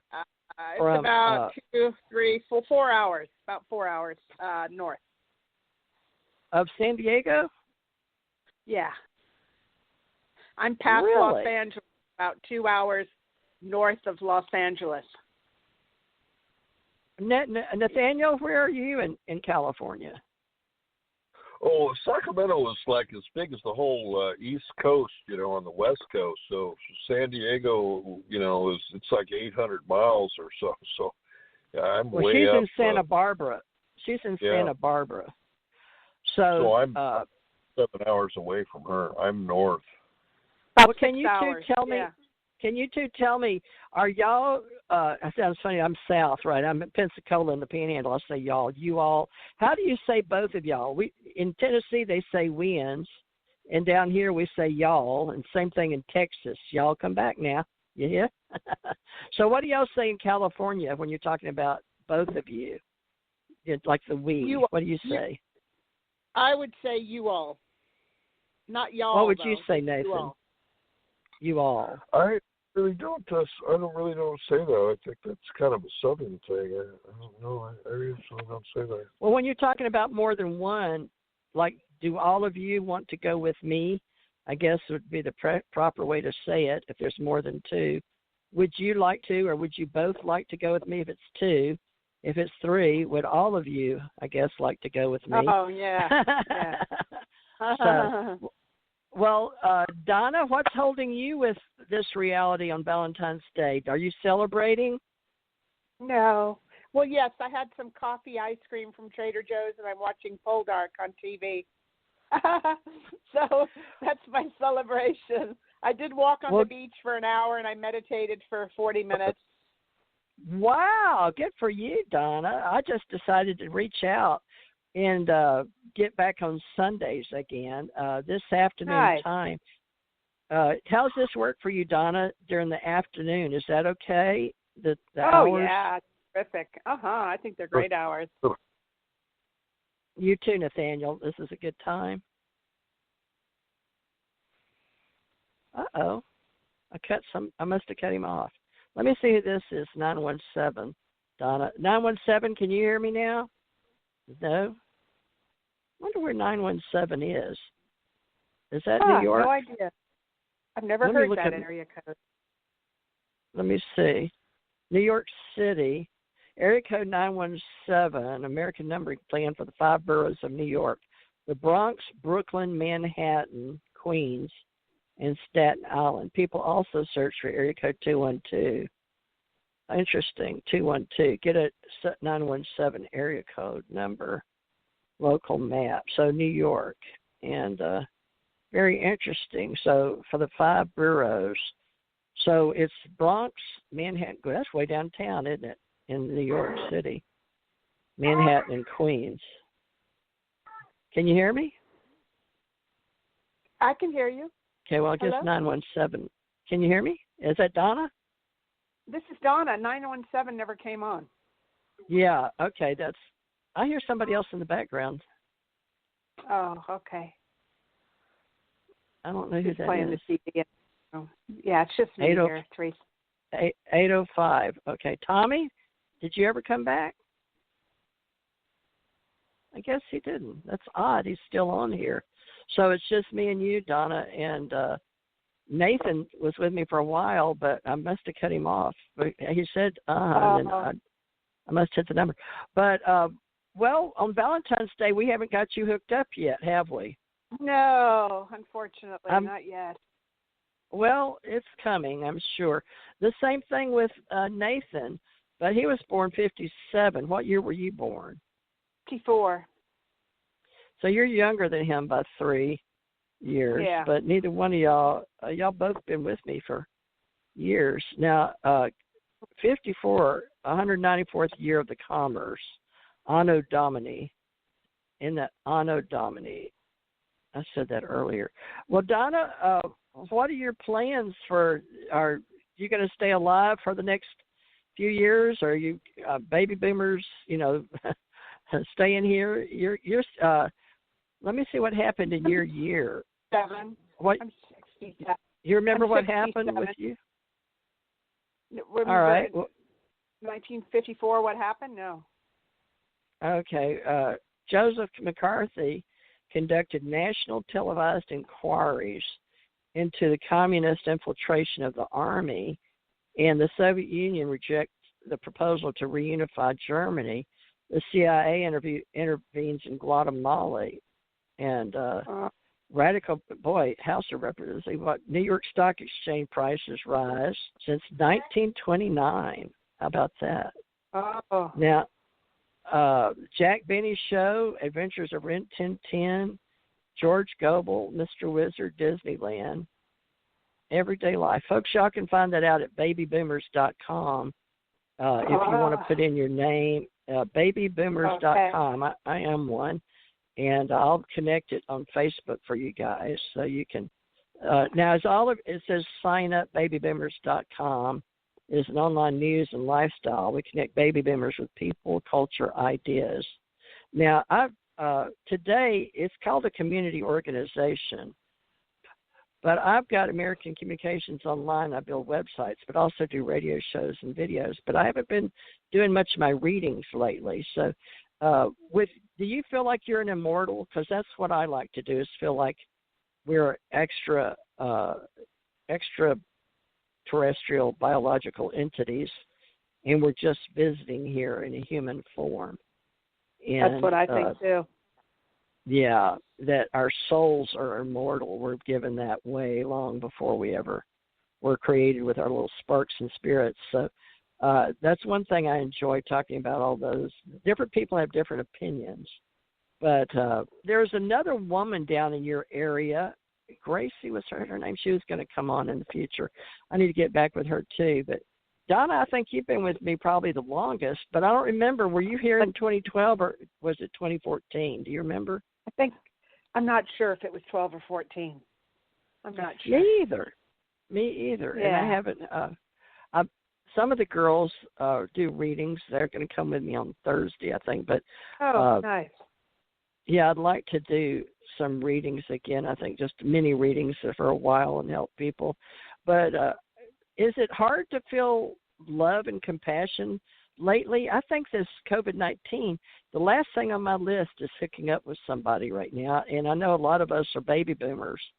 But is it hard for you to think romantically? It is for me. It is. Yeah. And now, unless, I don't know, I hope it changes, but my libido sucks right now. Shouldn't say that on global radio in Australia and the Emirates and everybody listening. But I wonder if other people feel that way, because spiritually, I feel connected. I'm enjoying being uniquely myself, and I see more of us doing things in science and technology together. And have you considered writing? Because that really helps people are making their own ebooks and putting them on Kindle now. Oh, that's wonderful. Wow. Have you ever thought about writing just little novellas? I have. I've thought about it, but haven't actually sat down to do it. Well, see if you can do that. And, folks, you can go right on Kindle. You can go on Amazon, but it'll used to send us to CreateSpace as independent publishers. But just do one for yourself and complete that in 2021. Even if you just do a chapter a week, in 10 weeks you could have a book. If you could just, and it's hard. I'm telling you that because everybody out there mirrors me. And I need to write. I'm a creative writer, and I've got a lot of books out there, but they were mostly about my experiences with my extraterrestrial husband, and our encounters. And then I started our company, Ace Folk Life and Ascension Center, and then pulling all these groups that we weren't keeping names while we were, having people come and join us in our spiritual community, but we were following a lot of the way that we complete ourselves and how we all socially and metaphysically come together. And everyone I ask says, yeah, they're a metaphysician. So I guess our Ace Metaphysical. Now, let me look at you, Donna, because what month were you born? April 20th, 1954. April 22nd, 1954. Now, metaphysics is a branch of philosophy that examines the fundamentals nature of relationship, mind, and matter between substance. Have you been able to look up any of my YouTubes? No, I haven't. Donna? No. Okay. Yeah, I'll offer that to you because under Teresa J. Morris, our Psychic Channel Network, and, let's see, what else do I have? ACO Club, Ascension Center, Ascension Age. Boy, I've got a lot great. of books out there. Yeah. And, but let's see at April 22nd, 1954. But famous birthdays, let's see. It says you were born on a Thursday. I was a Wednesday child. Your Chinese zodiac is horse, and you're also a Taurus, like Nathan was. Isn't that interesting? Now, he and I was born on a Wednesday, and you're born on a Thursday, and a completion. So usually when you're born, always think of your Thursdays as your awakening, you're coming to planet, stuff like that. Wednesday is when all things, I like Wednesdays. It's hump day for some people. But now, were you born in Santa Barbara? New York.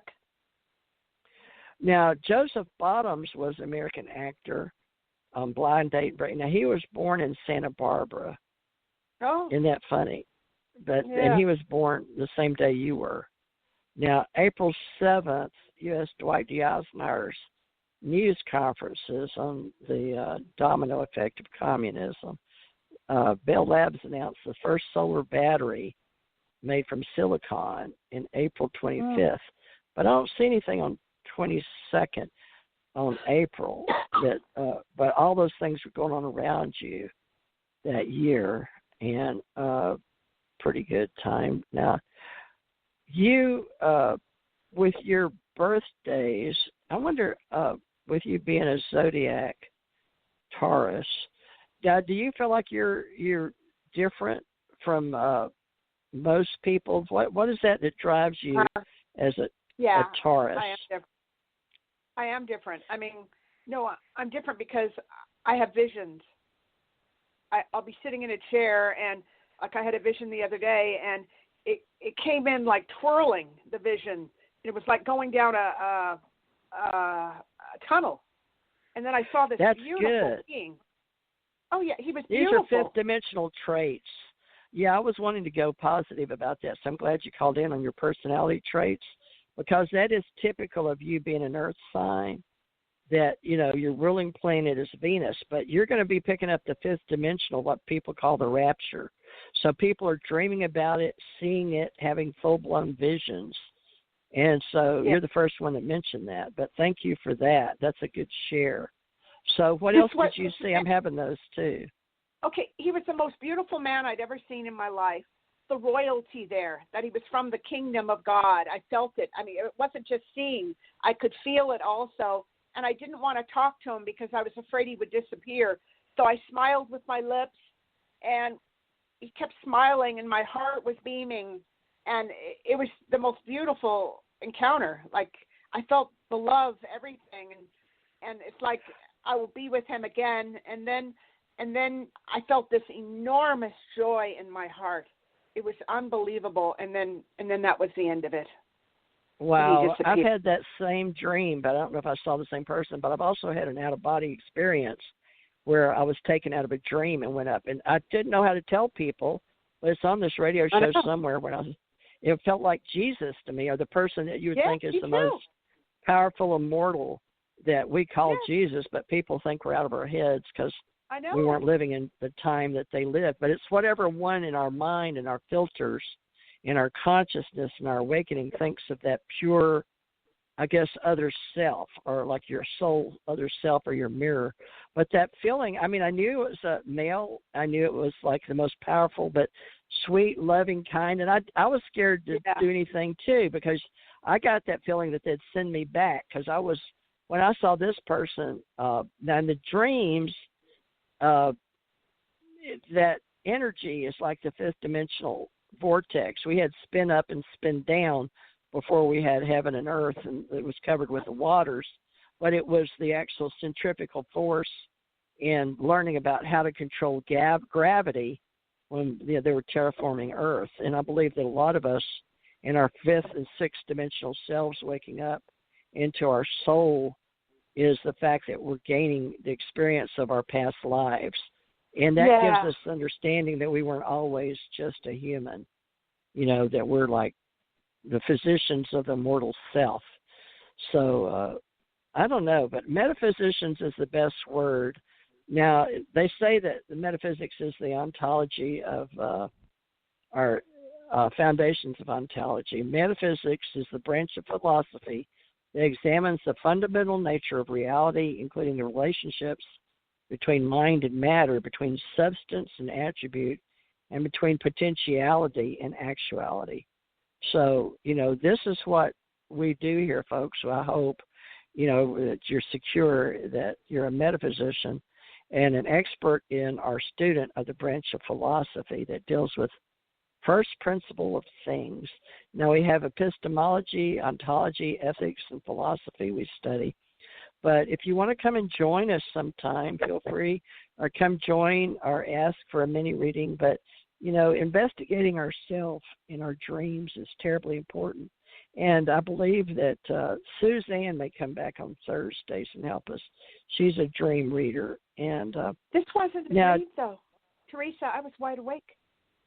You had a daydream. No, I don't know, but it came A in vision. like it was right there, a vision right there in front of me. My eyes were wide open. Yeah, I don't that's know what how I that call came contact.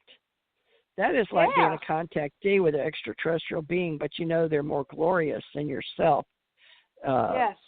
You could you feel that feeling of being around?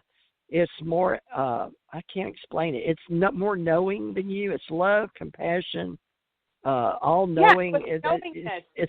But it's I also like we felt learn. the kingdom of God. I felt the kingdom of God there. This was royalty that came to visit me. This was of a higher plane. And he was in robes, too. He was in robes, Wow. no beard. Most beautiful face I'd ever seen in my life. It's going to be hard now for me to meet someone because of this encounter. Because of this supreme God. being energy. Well, no, that's important that you know that and that it's okay to have this part of you. You're recognizing your higher self and your senses with your own filters and your mind and consciousness. And, yeah, we call that part of the awakening. You've heard, are you awake? So that is part of your awakening. Had you had anything like this happen before? Well, yes, I did. It was about 30 years ago, and this was unbelievable. I was visiting these people in Arizona, I think it was, and I went into the house, and I was in a room, and there was somebody there, but all I could see was a lantern. It was a burning lantern, and then I fainted, and then I woke up later. I was on a bed. Somebody, I don't know if they called the doctor or whatever, they were holding my hand. I didn't ask any questions. I should have, holding my hand. But during that, same thing. I went through a tunnel. I didn't know if I was inside or outside of myself. I went very, very quickly, and then I communed with God.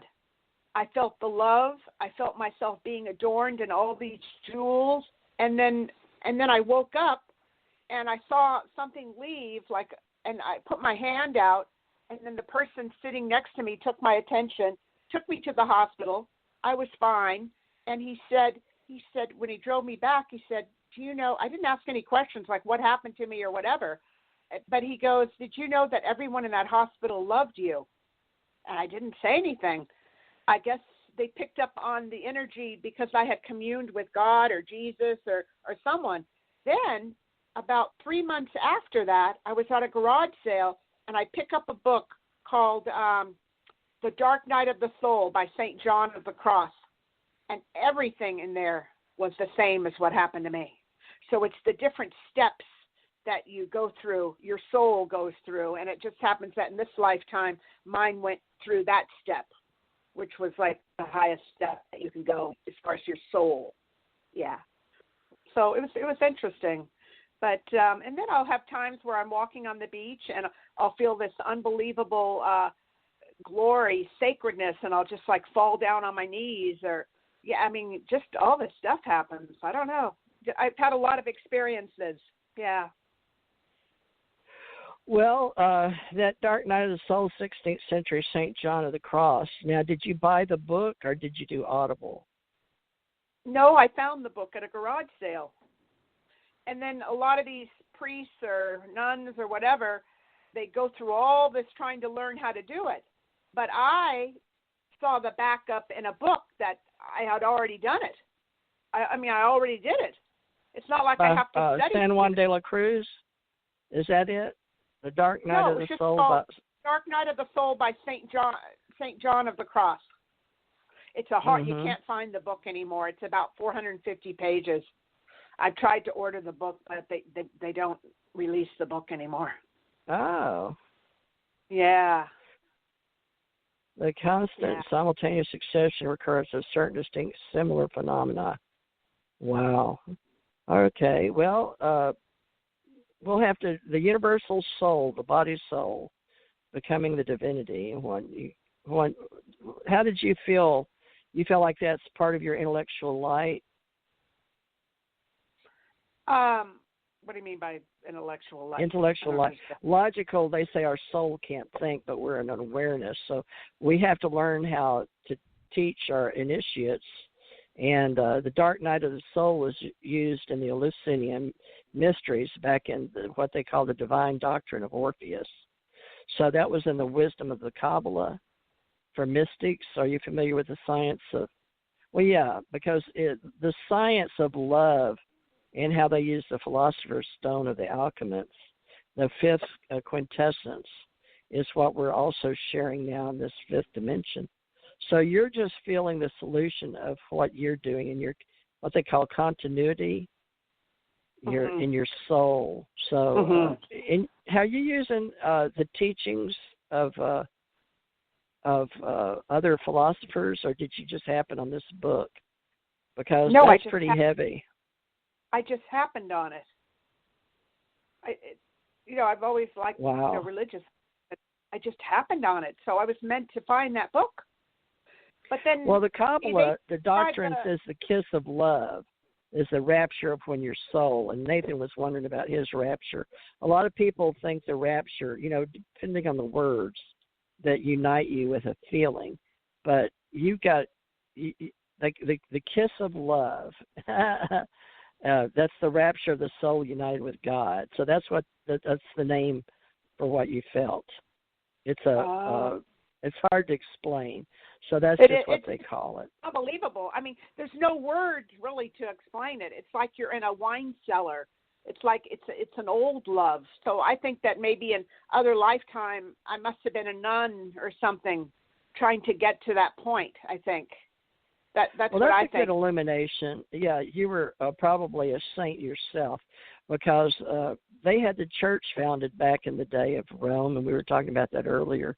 The ruins of the faith and the antiques were thought of a lot of how they would keep them mentioned.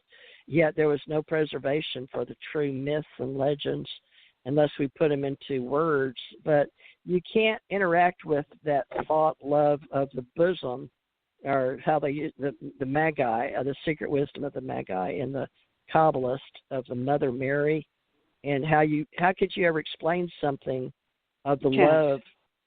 You can't. So they called it the kiss of love with God.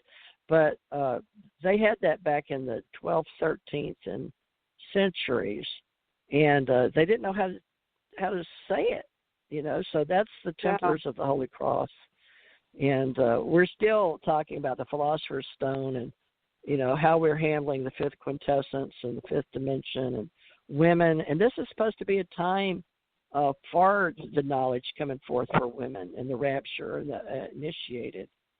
So this is a time for God himself, right, in his own adepts, helping people like you and me with the Spirit, knowing who we are in what they call secret science. But the Christians and the Buddhists are initiated, and they have the mythology of metaphysicians and the secret wisdom. But they do call it the science of love. Yeah. I like that. Yeah, they had, women. Soul. It was a purging of the soul, and that's why when the lantern, the fire made me faint, and it was a lantern of fire that I did see, and then everything became very hard and stiff, and then and that's what happens. It's almost like a cleansing of the soul when your soul is purged like that, and that's what happened. I mean. Yeah, and you do faint too, which I fainted because I found myself on a bed.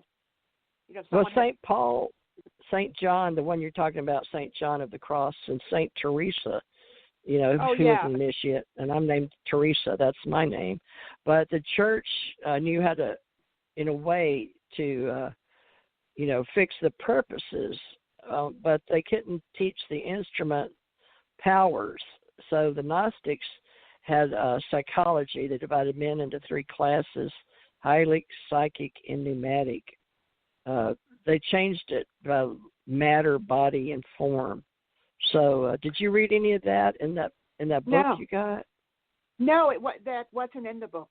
Huh. No, it's different levels that you're. It's almost like being married to God can be not married to God, but close to God, and then it has all the different steps that your soul goes through when it's purged like that, and it's beautiful. It's written beautifully. It's exquisite well, how writing. The divine life Yeah. Well, this is a perfect day because it's hard to describe divine life and the interior that you transform with grace and love. So the secret wisdom is the kingdom of God in the center of the soul. And that was the intellect is too hard. The soul becomes part of the whole. But they mean WHOLE, or the whole of the soul, and the quintessence, essence, sealed to the image. So that's very interesting that you didn't read any of that. But it was the conduction and the mysteries of that mysticism of that love. But you felt it, right? That mystic. Yes. Yeah, never felt such love before in my life. Yeah. And well, in this, I was also like, I was jeweled. Go ahead. There were all these jewels around me too. Hey, virtues.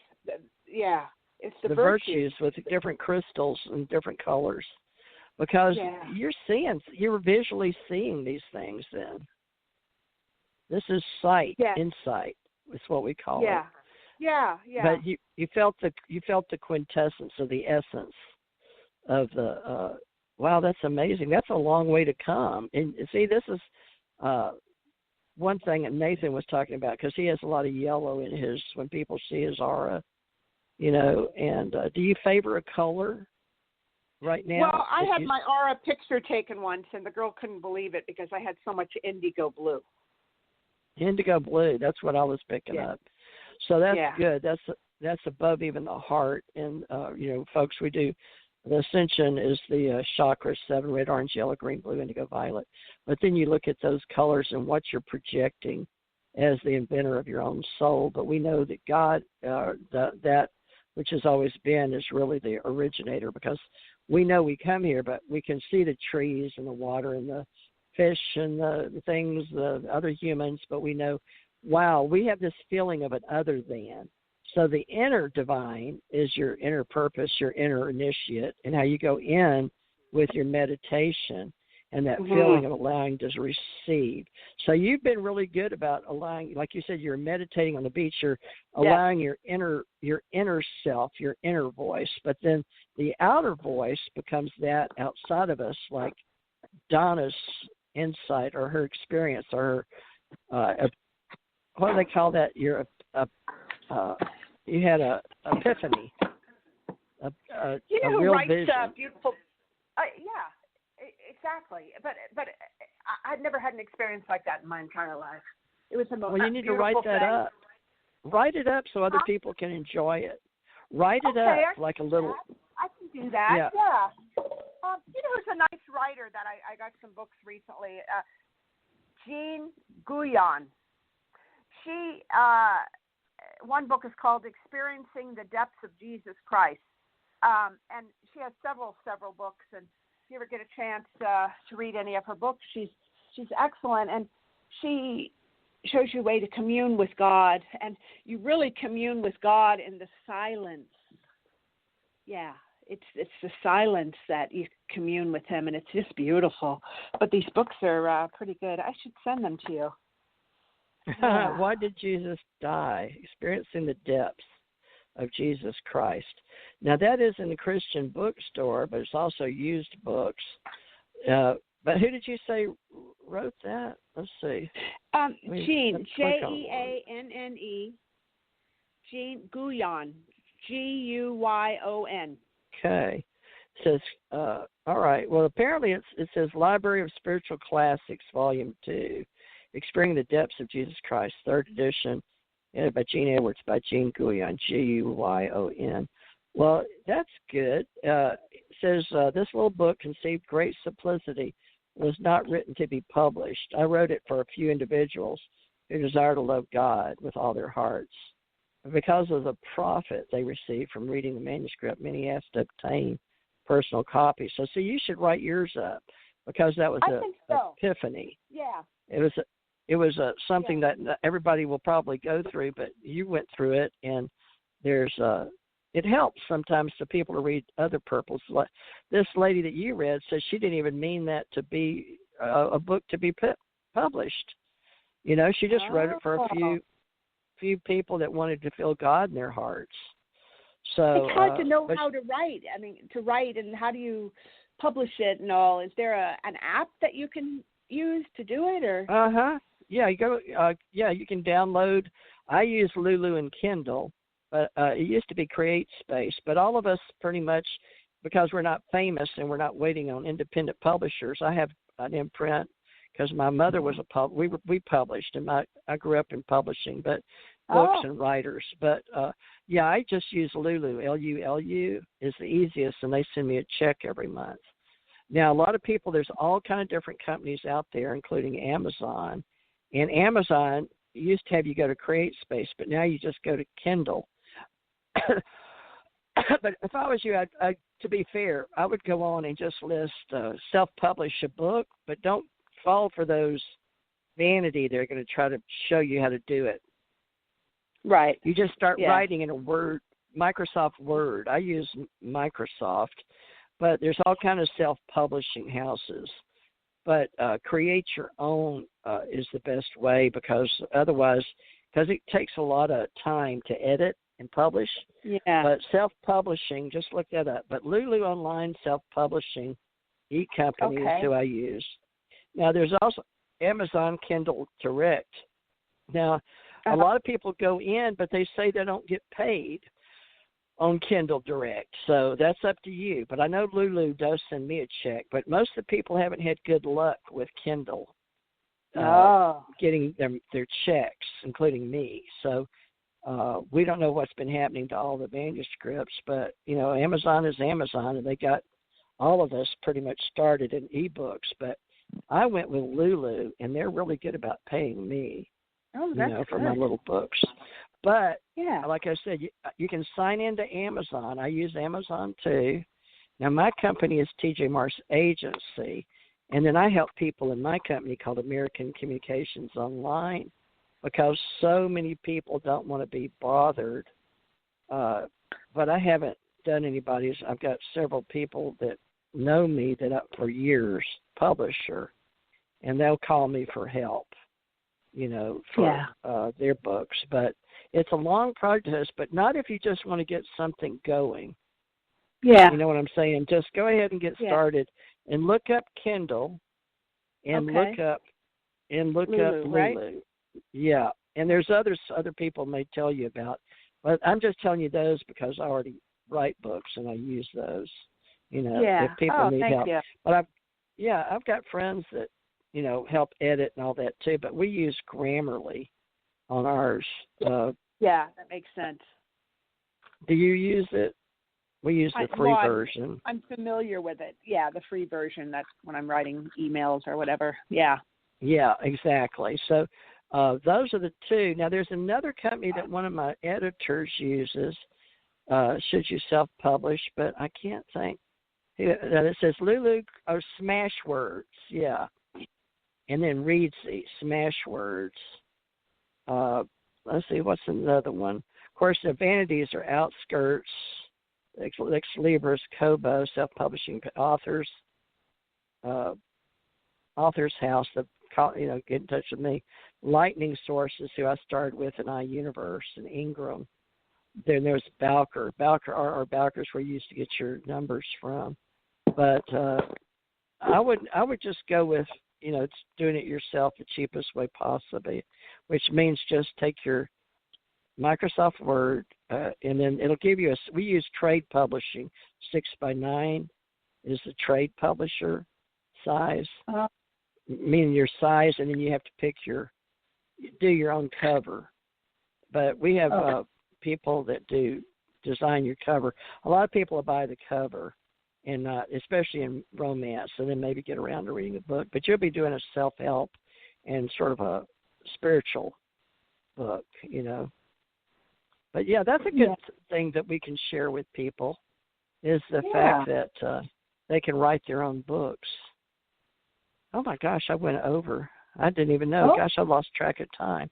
Well, had a little technical difficulty in the beginning, but, folks, we're going to start talking more about our spiritual quest and our inner voice and our meditation. And I say that prayer is for sending.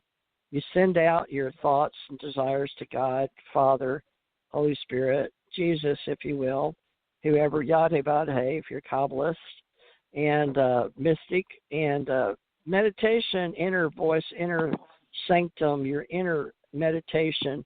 We're teaching that in integrative medicine and with your arts and your artisans, your drawings, and, be writing and doing your art or music and all of that, and come back and share it with us what you're doing. Well, Donna, thanks for being part of our show today. I didn't plan on anything, and nobody knew I was going to do one, except I told them on Facebook from here and there I was going to return today. So, and we'll do some more readings, folks. I believe I'm going to do Thursday 2 to 4 my time, or 4 to 6 maybe. I know I messed up Suzanne Wyman Flynn in California, but because I gave her the wrong time. But check back with me or Suzanne Wyman Flynn on Facebook about when we're doing readings, and hopefully back Thursday, maybe 4 to 6. So hopefully that's a good time for everybody. Well, Donna, thanks. Get working on that book now, okay? Thank you, Teresa. I will. Thank you. I'm looking forward to reading it. All right. Okay. I like that. All right. And Thanks. look at my books, too. It's under Teresa J. Morris or T.J. Morris Publishing. It used to be, but now they've got me under T.J. Thurman Morris or Teresa J. Morris on Lulu. And y'all look up my YouTubes, and please, and follow me. They're free. Okay. It's youtube.com. And I've got Teresa J. Morris, Psychic Channel Network, of course, American Communications Online, T.J. Morris Agency, and all kind of YouTubes, hundreds and hundreds of them, but some of them are teaching in the last couple of months. So join wonderful. me, and come back on Sundays and Thursdays and Sundays to start, okay? Okay, I may all call right, Thursday to get a little reading, Teresa, if that's all right. Okay, I'll get my cards out for Thursdays. All right, love and light. Thank you. Great. Love and light. Thank Bye. you. Okay, bye-bye. All right, folks. We're going to get out of here. Ran a little over, but look forward to seeing you Thursday.